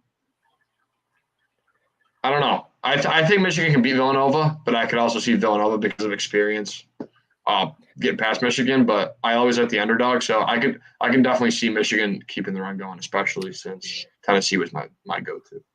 Yeah, Michigan really shocked me. I mean, you talked about Tennessee. I had them going to the Final Four. I didn't have them winning at all or going to the finals, but I had them in my Final Four. And now all of a sudden you got Michigan taking their spot, and now they're playing Villanova, which Villanova, obviously, they've been an up and down team this year. They've had, especially early in the year, now towards the end of the year, they kind of solidified themselves as that 2 seed. But watching that game against Ohio State today, it did not give me that much confidence for Villanova against Michigan. So I honestly think Michigan can easily win this game. Obviously, it's going to come down to staying out of foul trouble and just knocking down a high percentage of shots. But Michigan, I think, can do it. They have the talent, and we'll see. So, yeah. Next up, though, I want to get into Arizona. I want to talk about Arizona. They're the 1 seed in the South. Do you still think Arizona is the number 1 team out of the South, and do you think they're coming out of it? I do think they're coming out of it. I think Houston will be their toughest game. I think Illinois is a fraud. They were a fraud. They shouldn't have beat Chattanooga. I watched that whole game. It was embarrassing, the performance they put on. Now, Illinois got a very good big man, don't get me wrong. He played, he averaged like 22 and 11 or 12 boards a game. So they got a good big, but their guards didn't play well. They shouldn't have won the against Chattanooga. Chattanooga deserved to win that game. And then, Houston, put on a show today. And obviously they're the champions of their conference. But so I think Arizona, if they get past Houston, I don't see, a team in that conference that can stop them. So yeah, I think Arizona is gonna make it out. I think they might be the only one seed that does. Well, Gonzaga too, but Arizona is definitely. I think I'm more confident in Arizona right now because they're playing good ball. Yeah, I'm fully with you there. I think Arizona. I mean, they were my second favorite team coming into this tournament, and they might now be still my number one team, not like coming in or continuing the tournament. But I mean, they have Benedict Mathurin, they have a bunch of those guys. Like they're a deep team, and they don't need to worry about if one guy has an off night, we're going to be off. It can be another guy can pick up the slack. And that's what makes Arizona, I think, stand out compared to most of these teams in the tournament is if most of these teams' top guys aren't on their game, they're not going to win the game. And Arizona is not like that. If one of their top guys is not on their game, they have plenty of guys that can come out and they can perform. So I think I'm even more confident in Arizona now than I was. And I think now with Houston being really the only one in the way, TCU, I know they still have to play tonight, but again, I don't think TCU or Houston is going to have a shot against Arizona. I think Arizona's just that good. So I think Arizona will end up being in the Final Four. I think they'll end up taking that one. So now if we want to get into the Midwest region, if you want to start it off there and go and talk about that. Yeah, so, the Midwest, I got to experience the Iowa upset. I was surprised, but I also wasn't. About the whole thing because, their best player, they have those twins, and the one twin who averages 20, 23 a game, he never really, he doesn't have the ball in his hands a lot. He's a great shooter, but he doesn't take initiative and take over the game. They put a heck of a game. Richmond, correct? Richmond was the one who beat them. Yep. Yeah, so Richmond played a heck of a game. I mean, I know they got absolutely killed yesterday. But how shocking was it to you, Iowa winning the Big Ten title, knocking off a couple, great opponents out? How do you feel about them losing? Were you shocked about it? I was very shocked. I came out thinking that they were the hottest team going into the tournament. I mean, statistically they may not have been because I know there was one other team that was on a bigger win streak, but these guys really were showing that they can compete, and they were the one team that came to Buffalo that I was like, there's no way this team's losing. And then I forget blanking on his name right now, but the point guard from Richmond just decided, nope, I'm gonna end your run because he was just lights out. And that kid really is good, but obviously they got walloped in the second round. So yeah, I will say Iowa was probably the most shocking team to see lose besides Kentucky. And it was weird to see Iowa and see a team that hot lose first round. So definitely a big disappointment there for a lot of Iowa fans. All right, on these next two teams, I'm looking right now actually. Iowa State and Miami. Iowa State's playing right now against Wisconsin. They're up 6. Iowa State's obviously the 11 seed you see there, and Wisconsin 3. So Iowa State's up 6 with 7 minutes remaining, and I just want to mention Notre Dame's also done 1 1/2. But do you think that, Iowa State and Miami, who plays later tonight against Auburn, who I think Auburn's I've watched Auburn, and they were really hot for a little bit, but towards the end of the season, they kind of cooled off. So do you think Miami and Iowa State can keep the run going, even though they've been, talked about as kind of fringe teams who, should they be in, should they not be? Yeah, these were two teams that won in the first round that I did not expect to win. I expected USC to beat Miami, and I expected Iowa State to lose to LSU. So Iowa State, obviously, they're up 6. You just said it's looking like they have a very good chance to move on. Wisconsin, another team that people have been talking about as a team that should be able to win this game pretty easily. On the Miami side, I don't think Miami has a shot against Auburn. I know Auburn's been up and down recently, but they still have Jabari Smith Jr. They're still the 2 seed. They were their 1 seed for how long during the regular season? They're still that good. But like you said, they have been streaky here and there, so maybe they're the next 2 seed to go down. But if I had to pick one, I would have picked even before the Iowa State game started. I would have picked Iowa State as more likely to win, and I'm going to stick with that. So I mean, I kind of hope Iowa State can pull off a victory because we all love some upsets. But yeah, Iowa State I think can keep it going. Miami, I don't think that they're even going to come close to Auburn. Don't cover. But yeah, but all right, let's get into. We're gonna be done with March Madness for now. We're gonna get into the NBA just because we're running a little bit low on time. All right. But let's get into it. Let's talk about some teams that are on fire recently. The first one I'm going to talk about is my team right here. Oh, wrong side. Right here. It's Boston Celtics. They've been on a roll since the All-Star break. And my question to you is, are they real contenders? Do you think they legitimately have a shot of winning the title this year? No, and I'll tell you why. Jason Tatum's a great player. Jaylen Brown's a great player. I think Pritchard's been playing really well recently. Williams down low is a great rim protector. He's a great player. But the thing about Boston is they just don't. Tatum's great, but he's never proven he can do it on his own. And I know he's not doing it on his own, but they don't have another guy. And I know they're playing really well, but I just don't see him. Even if they meet the Nets or they meet the Sixers. I just think Harden and Embiid are just, I would take Harden and Embiid over Tatum and Jaylen Brown. And I also think the Sixers have a good supporting cast. I like Tyrese Maxey over there. So I think they're playing really well. I think they can make a conference finals run maybe if they get, a good draw in the playoff bracket. But I just don't see them, making it past the conference finals. I don't think they can beat Brooklyn. I don't think they can beat Philly. And I mean, even Chicago, I know they've been struggling a little bit lately, but I think Chicago's kind of an equivalent to Boston. They have Vooch over there. They got Levine and DeRozan. So other three guys that are they're good, but they're not that superstar level. So I don't think that Boston can make it to the finals. But hey, maybe they'll prove me wrong. Yeah, as a Celtics fan, I've been back and forth because coming into this year and for the first 2-3 months of this year, I did not think this team was going to even come close to be. I thought they were going to be a play-in team maybe, and then all of a sudden they made one or two small trades, not even that big of trades, and all of a sudden they're I think 22-4 or something since the All-Star break.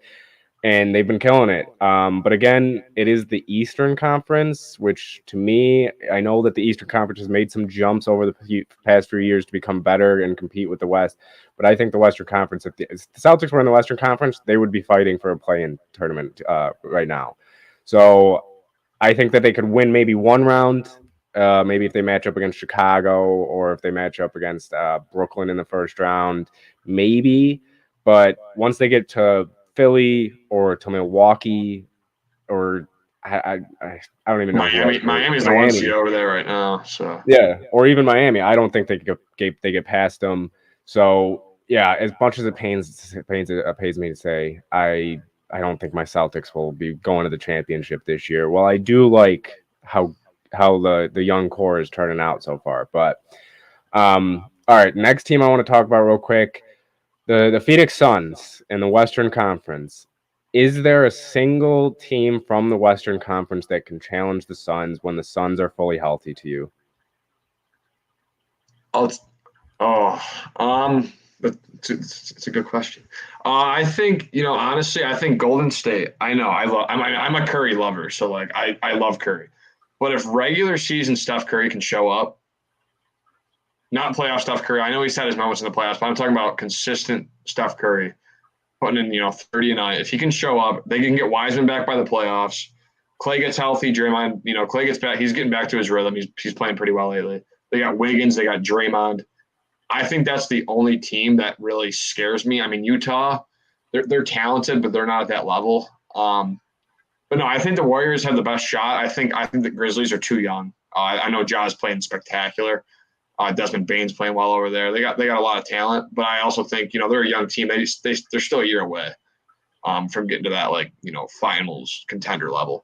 So I think the only team that can really challenge Golden State in or Phoenix in that conference is Golden State, and that's just because Steph Curry is one of the best point guards ever, and that's all you need to know. Yeah, well, I will say this. I do think the Suns are going to come out of the West. I don't think it's going to be really that close. I think they're that much better. I mean, they're still competing with the top tier teams, and they don't even have Chris Paul right now. So once you get Chris Paul back for the playoffs and everything, I think they'll be set. Although I will say there's one team that they're the 6th seed right now in the West, the Denver Nuggets. If they can get healthy, I mean, look at what Jokic is doing with them without Jamal Murray, without a couple other guys that I'm blanking on their names right now, but they're a team that they could make. I mean, they got the MVP, and they got Jamal Murray can put a bucket in the basket at any point in time from anywhere on the court. I mean, he's that type of player. But if I had to pick one team, I would pick the Nuggets. Warriors, obviously, they can. I think they can too, but I think the Nuggets are a slept-on team. The Grizzlies, it'd be a very good series, but like you said, I don't think that they have the experience yet. So while I do think the Suns easily come out of the West, I'm going to say they're the only two teams that I could see realistically beating them are the Nuggets, the Warriors. So yeah. But real quick, before we get into our top 5, I want you to we're each going to pick one team from each conference that's kind of a sleeper team that can make some noise in the playoffs. So if you want to start, go with your Eastern and Western. What teams from the East and West do you think could make a sneaky run? All right, I'm going to go with the Atlanta Hawks. They're the 10 seed right now, so they're in the play-in. But I think, Ice Trey, he's different in the playoffs. They got Bogdanovich, who's a good player. They got Capella. I mean, they got experience. They made it up to the Eastern Conference Finals last year, so they played really well. They've been hot lately. They've been playing better. They're a really good team. So I think Atlanta is my sleeper team in the East. I think Trae Young's a phenomenal player, and I think they got experience like not many other teams do in that conference. Yeah, I mean they're a team like they proved it last year, like you said, that they can make a run if they want. Right now they're sitting at 500, 10th, so they still would have to fight through that play-in tournament. But Trae Young, like you said, can do anything at any time. So for my team in the East, I'm gonna go with the Cleveland Cavaliers. I mean, I know they lost Jared Allen for a little bit here, but they still have. I mean, God knows how many big men they have. It's not like it hurts them too much. But the Cavs, they've shocked people this year already. I think that they could shock people again. Right now, they'd match up against the Bucks in the first round. That would be a very good matchup to me. I mean, you have obviously Giannis on the Bucks, but with all that size on Cleveland, does it make a difference? Maybe it slows Giannis down a little bit. I mean, there's not really slowing down Giannis, but maybe you can slow him down just enough to get 4 games out of him. So Cleveland would be the team for the East for me. Who is your team out of the West that would be a sleeper? I'm going to go with Dallas Mavs. They're the 5 seed right now, but Luka Doncic is just Luka. I mean, that's the team. You think of Dallas. I mean, they got some guys over there that can play. I know Finney Smith is a good role player. They got a couple other guys over there, but Dallas. I know. I mean, I remember 2 years ago in the bubble. I think what that was when Luka was just he almost beat the Clippers by himself. I mean, he had nobody, and he took them to 6. So I think Dallas can make a run, and I think Luka's ready to make a statement. He's one of the best players. He's only 23 years old. So I mean, why not Dallas? Yeah, I mean, Dallas. I was gonna pick them, so I'll pick a different team. But Luka, I will say he's my MVP right now, and he will be probably for the rest of the season with what he's doing especially with the cast around him. Yeah. But I mean, he's just a freak of nature. But for my team in the West, if not the Mavs, I'm gonna go with the Minnesota Timberwolves. Looking to finally make the playoffs for the first time in a while. Cat, I mean, you saw him drop 60 the other day. He's the greatest shooting big man, like as they like to call him of all time. Don't know if that's 100% accurate, but he's a very good shooter for a big man. But yeah, I mean, they have obviously one of the best centers in the league. They have a very good young shooting guard in Anthony Edwards, who I know he's streaky and he doesn't really do anything but play defense and score points. I mean, he doesn't really grab rebounds or pass the ball that well. But I mean, when it comes down to it, if your sidekick can score some points like Anthony Edwards can, that will help come playoff time. I know they'd have to go through the play-in tournament, and they'd probably match up against the Grizzlies or Suns, so it'd be a tough first round. But yeah, so I'm gonna go with the Timberwolves. And real quick before we head off, we're gonna go around the block with looking for our top 5 players of the week. Do this every week. I'm gonna start it off. Number 5. I know this guy. This guy has not really played a lot this year. He has not played a lot this past week, but it's Kyrie Irving. I mean, Kyrie Irving, I don't know if you can really say more. He put up 60, right there, 60 points. I'm pretty sure he put up, 50 and 3/4 or 41 and 3/4. When he plays, he is that dominant. 8 for 12 from 3. I mean, 4 steals on top of it in a block. You can't really ask for much more, and I know they whooped him. It was against the Magic, and I know the Magic aren't that great, but still, come on. I mean, imagine if this guy was playing the home games all season. What would the Nets be in the rankings? I don't know. So Kyrie Irving coming in at number 5. Great game. Hopefully we can see more of him, and he'll have more games in 1 week than just one. So that's number 5. Yeah, man. One more thing before I get to the 4. Kyrie, I think a reason the Nets can really make a run in the East is because that man's gonna be fresh. Like, he's been playing, every other game, every 2-3 games. He hasn't been able to play half the games all year, so he's gonna be really fresh. Come playoff time. My 4th is Saddiq Bey from Detroit. He got the solid 51 against the Magic. Shot 10 threes in a game. That's special. His rookie card's definitely on eBay right now, going for a little more money than it was before. 20 and 13. I mean, those are solid numbers for him. But that 51-point game really stands out. 9 boards, 4 assists, 10 threes. I mean, not many guys in the NBA are shooting. I don't know how many guys have made 10 threes in a game, but it's probably not that many. So Saddiq Bey is the fourth best player of the week. Yeah, Saddiq Bey. It's one of those guys that you would never expect to drop 50, and he did it literally on the day nobody cared about NBA basketball. It was the first day of the tournament. There was only one game on, and he happened to drop 50, and nobody ended up talking about it really because, March Madness was on. So yeah, Saddiq Bey, he really did go off. But coming in at number 3, we're gonna go to Phoenix.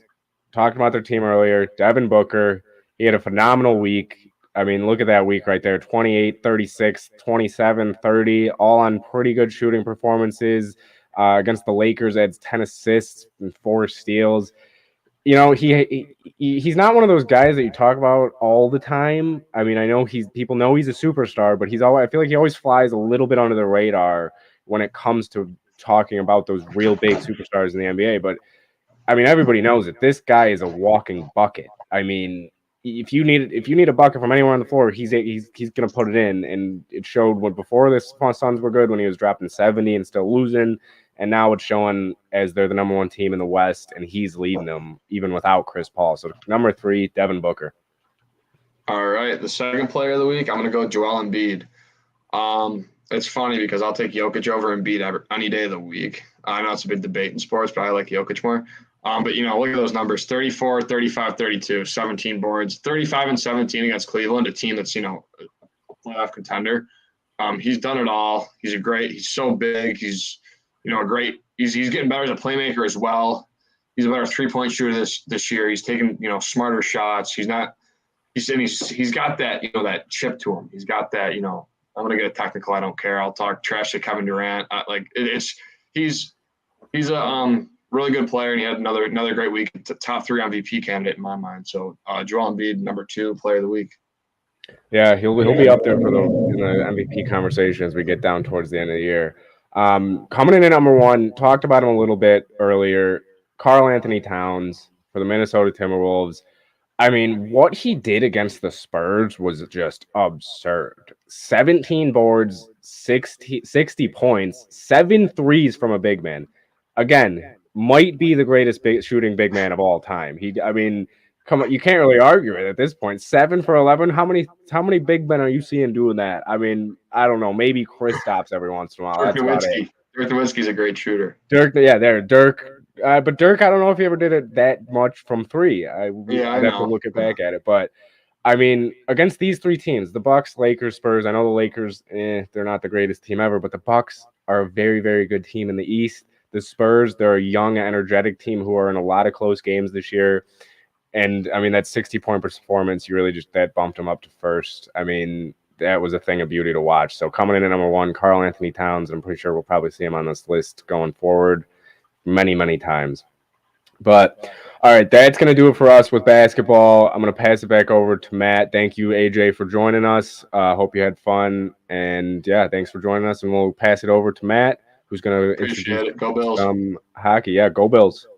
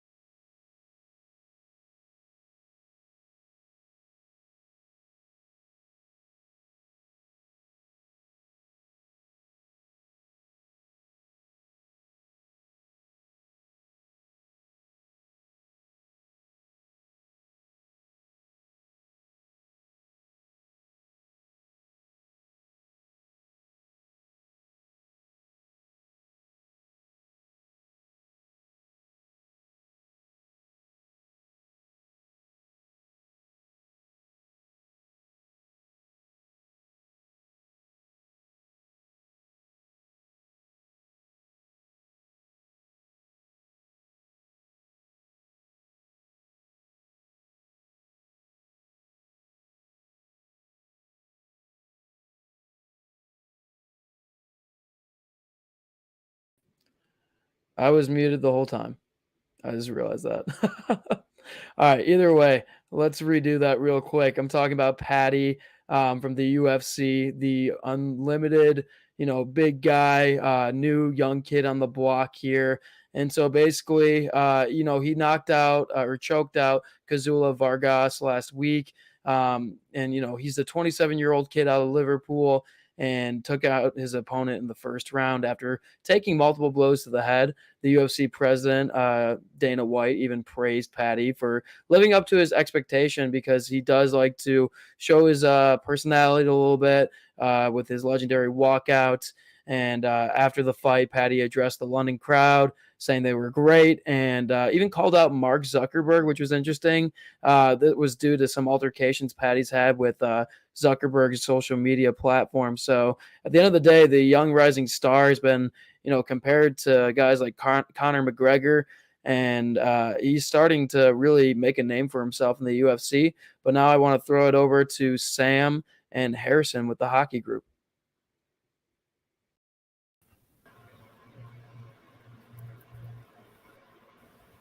All right, thanks, Matt. Welcome into the hockey block here. This episode is going to be all about trade deadline. We have a big show planned ahead. I mean, a lot of trades going on for being a day away from the deadline. But Harrison, how are you feeling about the deadline so far? It's crazy, and it's not even the trade deadline. I actually just saw that the Lightning just traded Matthew Joseph in a fourth rounder to the Senators for Nick Paul. Yeah, interesting one. I like Matthew Joseph, honestly. I don't think I like that one for Tampa. Yeah, good depth player. Yeah, for sure. Yeah. All right, well, let's just get into it. Let's start with Florida here. Huge deadline for the Panthers, adding Ben Sherratt and Claude Giroux from Philadelphia and from Montreal, respectively. Ben Sherratt, they paid a first-round pick, a fourth-round pick, and prospect Tice Melanek. And then for Giroux, they paid a 2024 first, a 2023 third, and Owen Tippett. So first off, we'll talk about Ben Sherratt here. A guy who was a defensive defenseman, I think a lot of people would consider maybe an overpay, but I think he does fit the team rather well, and he did set the market for defensemen this trade deadline. So Harrison, what do you think about the move? It's an okay move. I like how they got a first round pick for it. I'm talking about Montreal. I think Montreal definitely won this trade, in my opinion. Sorry, I know the Panthers are your team, but we'll talk about the good trades that they made this week. But I think this was one of the bad trades that they made this week. And I agree with you with the overpay. I think they paid him a little bit too much. And I think the Canadians really need all the draft picks they can get. So I would say the Canadians won this one. But what are your opinions on it since you're a Panthers fan? Yeah, I think I agree with you. I don't think Ben Sherratt was worth a first-round pick. And Tice Melanek is pretty decent prospect. He's playing in the NCAA right now, not having an outstanding freshman year, but it is just his freshman year, and I think he shows a lot of potential. So I think it's a pretty decent prospect they got, and that first round pick is a lot to give up for a guy like Ben Sherratt. I think maybe it was a bit of an overpay on their side, and I don't know if Sherratt's the kind of player that fits in. He's not very offensively minded. He's not an offensive driven player, but he does add depth, and I do think, especially now with Aaron Ekblad getting hurt, that maybe he'll fit in here. But I think the big trade on everyone's mind is Claude Giroux coming in. Mm-hmm. So Claude Giroux, now a Florida Panther, kind of crazy to think about after being with the Flyers for 15 years. Yeah. So Harrison, what do you think? Claude Giroux now, a Panther. Yeah, well, I know you're happy, buddy. We were talking during the week when this happened, so I think it's a great trade. I think they didn't give up too much. I think they gave the right amount. I mean, they gave a first rounder, but it's a few years away. Owen Tippett, I think that's good. I think that's good for Philadelphia because he has really good potential, but he's not playing great, but not terrible. And then a third round pick isn't too bad. And then Florida got a lot in return. They didn't just get Giroux. They got a lot of depth players that they can develop in the AHL and the NHL. And they got an extra draft pick. So, me and you were talking a few weeks ago. We thought he was going to go to Boston or the Avalanche. Florida was kind of a dark horse for us. So it's pretty interesting to see him go to one of these unexpected teams. Yeah, for sure. I heard he nixed a trade to Boston or the Rangers just because they're rivals of Philadelphia, which is hilarious to me. And you're right; it's not such a hefty price for a guy of Giroux's caliber. He's such a dynamic player, and for Florida, he fits in really well. There's a spot on the top 6 that belongs to him really because Sam Reinhart plays on the third line. He's going to slide in very seamlessly, whether it's on the first line right wing or second line center, whatever that may be. He's going to add so much skill to this team. I think it's a perfect fit. I really think that they made a great move here. And the 2024 first doesn't seem like that much. They don't have picks now, first round picks for the next 3 years. Yeah. Kind of crazy there. I don't remember a time where I wasn't concerned about the draft as a Panthers fan, but now we're not even a little bit concerned for the next 3 years. It's pretty funny because this trade actually happened a few days ago, but it wasn't announced till like yesterday because a few days ago was Giroux's 1,000th game in Philly. So they kind of celebrated him that night. And then right after the game ended, they actually finalized the trade with the Panthers, but they didn't announce it because, it was his night. They were celebrating him. It would have been a bad look to, trade him right after the game, even though they technically did. But I think, I agree with you there. Hopefully those draft picks don't come back to bite him, but I think he's a game changer for the Panthers. The Panthers are already a top 3, top 4 team in the league for me. So I think he really adds to them being contenders. Right, for sure. And I think this move, makes them the team to beat. They were already the highest scoring team in the league, and now they have even more offensive firepower. It's going to be very, very difficult to outscore this team. I don't think they're too concerned about defense even at this point. I think they're trying to say, you know what, score 7 goals, score 6 goals, and try and beat us that way. High offense. So, trying to beat us offensively. We'll see if it works in the playoffs. I know playoffs slow down. It's a little more defensive. But I think it might be the best forward group I've seen put together in many years. So do you think this makes them the team to beat? I think so. I honestly see them as contenders, definitely in the Eastern Conference. I think, them and Tampa are up there. I would like to touch a little bit real quick on Frankie Vetrano getting traded because Vetrano, I kind of like Vetrano as a player. I know he hasn't been having a great year. But they traded him to the Rangers. I forgot what they got. It was a 4th round pick. Okay. So Yeah, I think that's a pretty good return. Given the year that he's had, he had a really good year last year, but he obviously showed last year that he has that potential. But I think both sides win that trade. You get that extra draft pick, and then they get a depth player, and hopefully Vetrano can develop more and become good again in New York, because I think New York's a pretty solid team, so they need all the depth they can get if they want to get far in the playoffs. But I agree with you there. I think Florida is a top 3 team in the league right now. I think they're contenders. The only other teams I could see contending with them right now in the Eastern Conference are Tampa and the Hurricanes. Definitely. Those are the 2 teams. To touch on Frank Vetrano, you're right.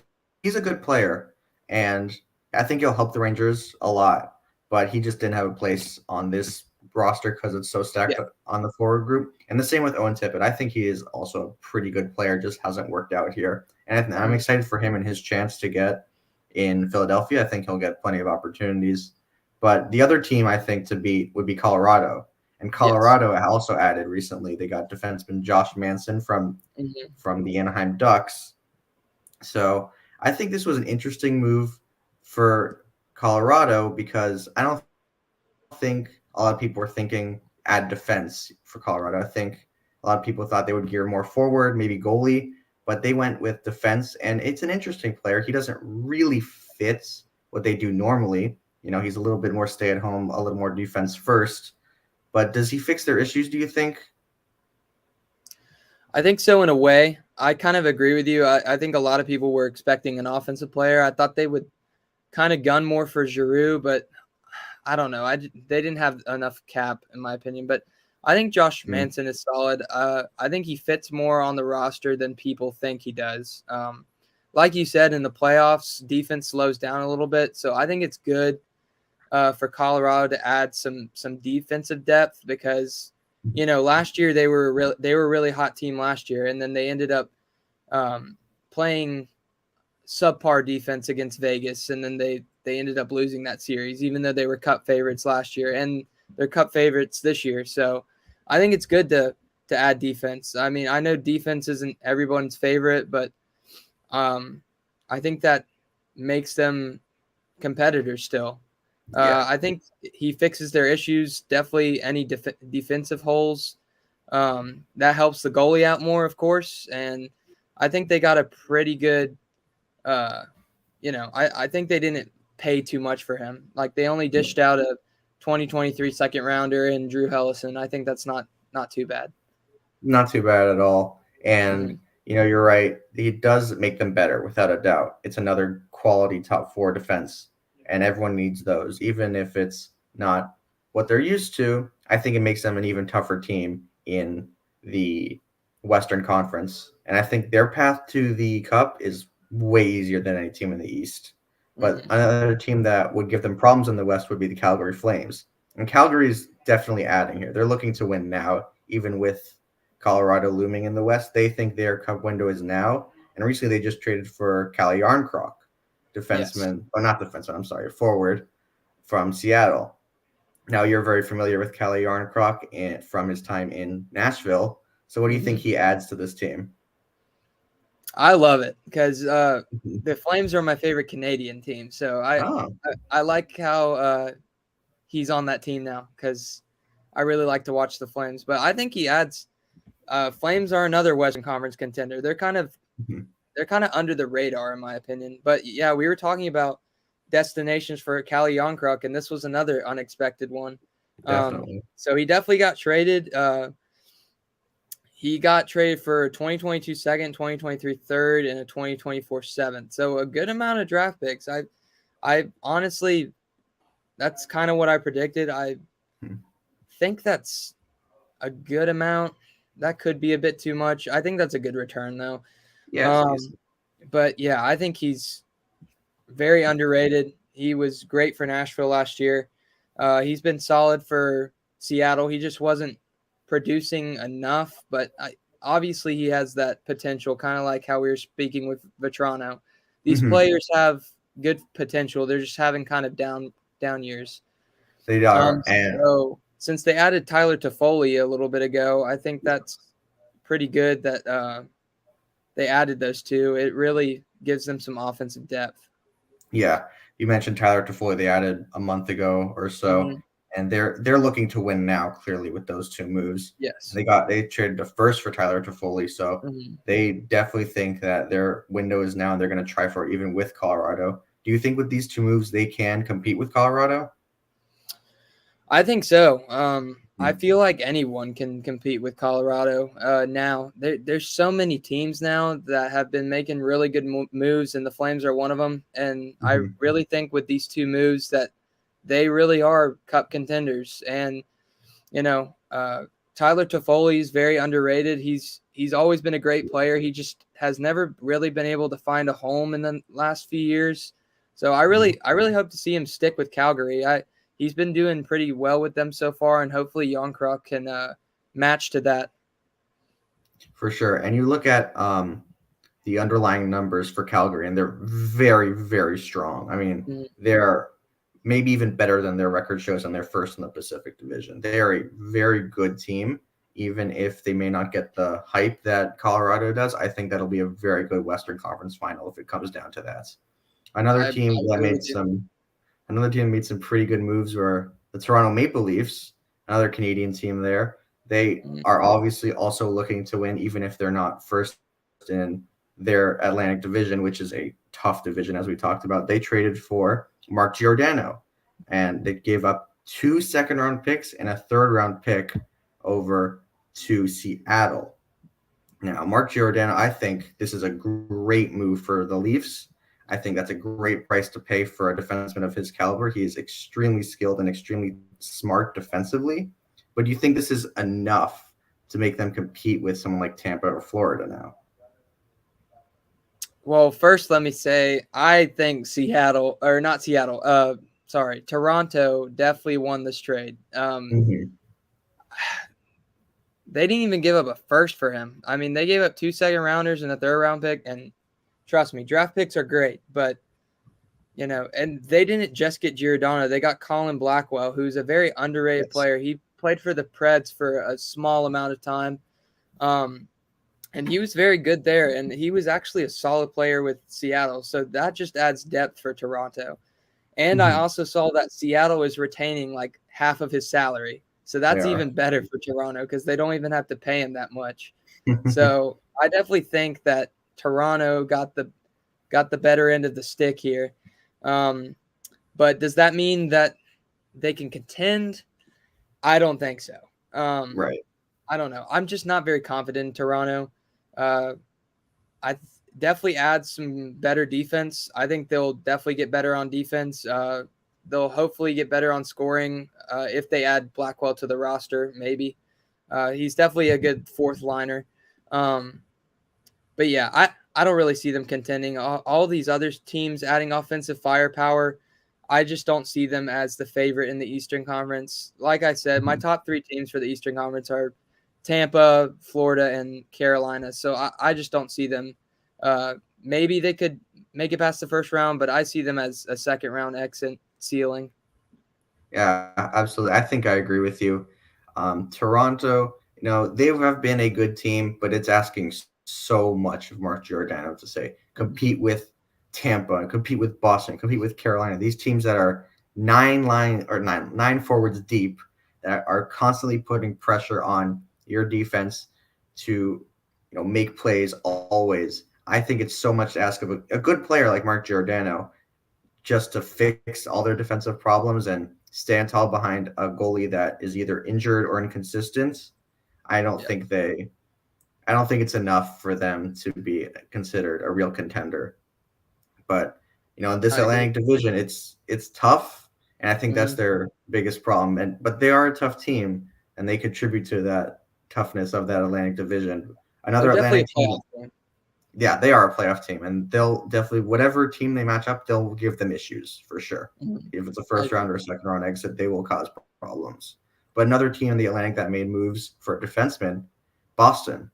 Boston went and got Hampus Lindholm from the Anaheim Ducks, another Anaheim player on the move. They are selling hard, and they went and they traded a first in 2022, a second in 2023, and a second in 2024, and 2 prospects, John Moore and Urho Vakanainen, for Hampus Lindholm. That is a pretty steep price for a player like Hampus Lindholm, but they did sign him to an extension, 8 years, $6.5 million. Now, do you think that with the extension, that price is worth it? I don't know. I didn't expect Boston to be this desperate, man. I mean, Yeah. I think, don't get me wrong, I think Lindholm is a great player, but they traded a lot. Like, any team should accept this type of trade. I mean, they gave him 2 players and 3 draft picks. I mean, come on. That's a lot. And yet, obviously, I mean, hats off to Boston. They obviously want to build the franchise around him somewhat if they're extending him for 8 years. I mean, that's a long time for a hockey player. They're basically wanting him to stay there in his prime. $6.5 million, that's good price for a hockey player. So, I mean, they're riding high on him. I wouldn't say it's necessarily a bad move just because they gave up a lot, but I wouldn't say it's a good move either because I don't know. I think it's a little bit too much money, and I think they could have left out They could have left out the first round pick, to be honest. Sure. Yeah. Yeah, you're right. Hampus Lindholm has had some very good years. This is not one of his best years, and he is obviously a very skilled player, but I don't know if it's really translating to the kind of production or defensive consistency that you want out of a player you're paying $6.5 million to for the next 8 years. They obviously see him as a long-term piece, and maybe if he's not your top pairing, if he's your second pairing defenseman long-term, I think you're in a good spot.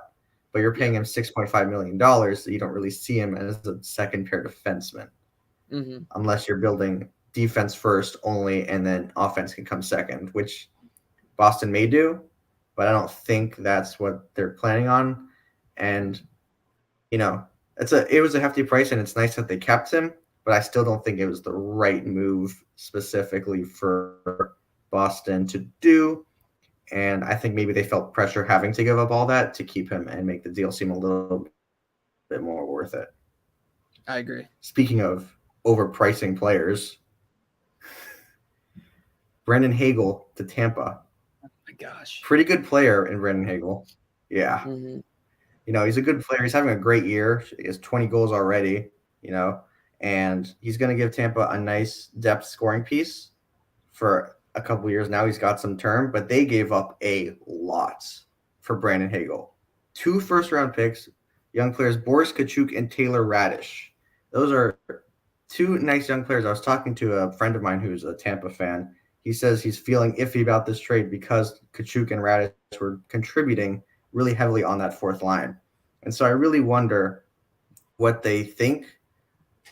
They probably think very highly of Brendan Hagel here, maybe replacing Palat long term. But do you see him as a Palat replacement, or do you just see him as maybe not that, maybe this year's kind of a fluke? Yeah.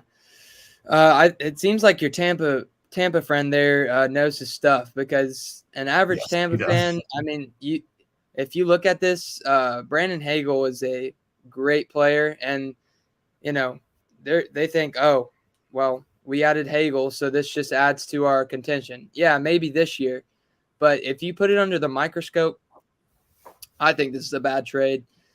This just shows that they're throwing away their future. Like I said, Hagel's a good player, and I'm glad Tampa got them. I mean, that's good, but I feel like they could have got him for a better price. Sure, they get some fourth rounders back, but they're giving up 2 more years of first round picks. First round picks, in my opinion, should not be given up, easily. And Hagel, I do not think is worth 2 of those. And then they also, like you said, they gave up 2 depth players that were producing on the fourth line. This is their future. These are future possible superstars. And, I think Chicago definitely wins this trade. Chicago is definitely in a rebuild right now, and they need all of these guys for the future, these first round picks and these depth players. So I think Chicago definitely won the trade. Hagel, I think, will do well on Tampa Bay, but I think in the long run, Chicago will benefit from, Mhm. pulling away Tampa's future a little bit. Yeah, this is definitely, I think, a good move for Chicago. At best, these are late first round picks. At worst, these are really mid-tier picks because Tampa maybe just Yeah. implodes in the next 2 years. Obviously, they're looking for a dynasty. They want a three-peat this year. They see the other teams in the Atlantic gearing up. They think we have to gear up. They just traded for Nick Paul. They traded Matthew Joseph just Gotta now. We defend just the mentioned. title. They want to defend that title. They're Yeah. looking to. But I think long-term, this might be a little short-sighted. Bryn Hagel, a good player, but having a little bit of an unsustainable shooting percentage, over 20% shooting percentage, Yeesh. crazy numbers. Yeah. So I think, good fun Chicago for selling high on him for sure. And, I wonder with Chicago if this is sort of a bellwether for more trades coming down, maybe before the deadline tomorrow or maybe the offseason, because, we've heard names like Patrick Kane or Alex DeBrincat possibly getting talked about. If they're going full on rebuild and those guys are gone, we're talking about a serious meltdown and a really league changer if Patrick Kane is available. So something to look out for on this deadline, I think, because I think a lot of teams see that, the market, it's a seller's market right now. First round picks are going everywhere. Everyone's willing to trade a first round pick. And I think a lot of teams are seeing that. A lot of sellers are seeing that and may maybe be looking to unload some of their players that maybe they weren't looking to unload earlier.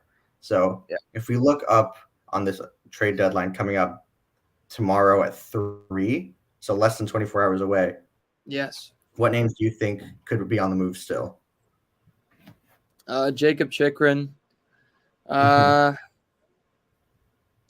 don't see any of the Vancouver guys moving. Maybe Ricard Raquel, maybe Marc-Andre Fleury. Jacob Chikrin, I think, will definitely be on the move. I think Paul Stastny is one to look out for, and definitely Max Domi. Those are my guys for tomorrow. Sure, those are 2 guys to watch out for. I think Jacob Chikrin stays put. I think the asking price is probably way too high right now. Okay. That's just a personal opinion, considering that Braden Hagel we just talked about got 2 first-round picks. I mean, Chikrin, they might ask for 5 first-round picks or 4 first-round picks, something crazy like that. And I know teams like maybe the LA Kings are in on Chikrin, the Rangers are in on Chikrin, and they have the assets. I mean, especially the Rangers with Lafreniere and Kakko. They might maybe make a swing, but I don't think this is the offseason that they're going to do it. Some names I would definitely think are gone. Ricard Raquel. The way Anaheim's selling with Lindholm and Manson, everyone's on the move in Anaheim. I think Raquel's next. He's a pending UFA, and he's still very good. So I would see a contending team maybe looking to move, maybe to add him for a cup run. Another guy, I think Marc-Andre Fleury. Yeah. Another Chicago guy. I think a team with goalie issues is going to ask, and I think they're going to pay the price that Marc-Andre Fleury takes. I know that from what we heard, they're asking a lot for Fleury, a first-round pick, and then some. Jeez. It's a lot. But I think maybe like Washington would look and think this is their only shot, really, with Ovi to maybe make a cup run is if we get a proven goalie. I agree. My last piece here is I agree with you. I can see what you're saying with Chikrin. People are, prices are high this offseason. I mean, the league is just getting better and better, so people are trying to gear up. It's going to be a real competitive playoffs. I'm very excited to see what the playoffs hold, but we'll definitely have a lot to talk about next Sunday because there will definitely be some crazy moves tomorrow. Yes, definitely tomorrow. And I think we'll also be able to talk about some of these debuts that are going on. But I think it's going to wrap it up for us here at the Hockey Block. Thanks to everyone for tuning in. And we're going to send it back to Matt now to wrap up the show. Thanks, guys.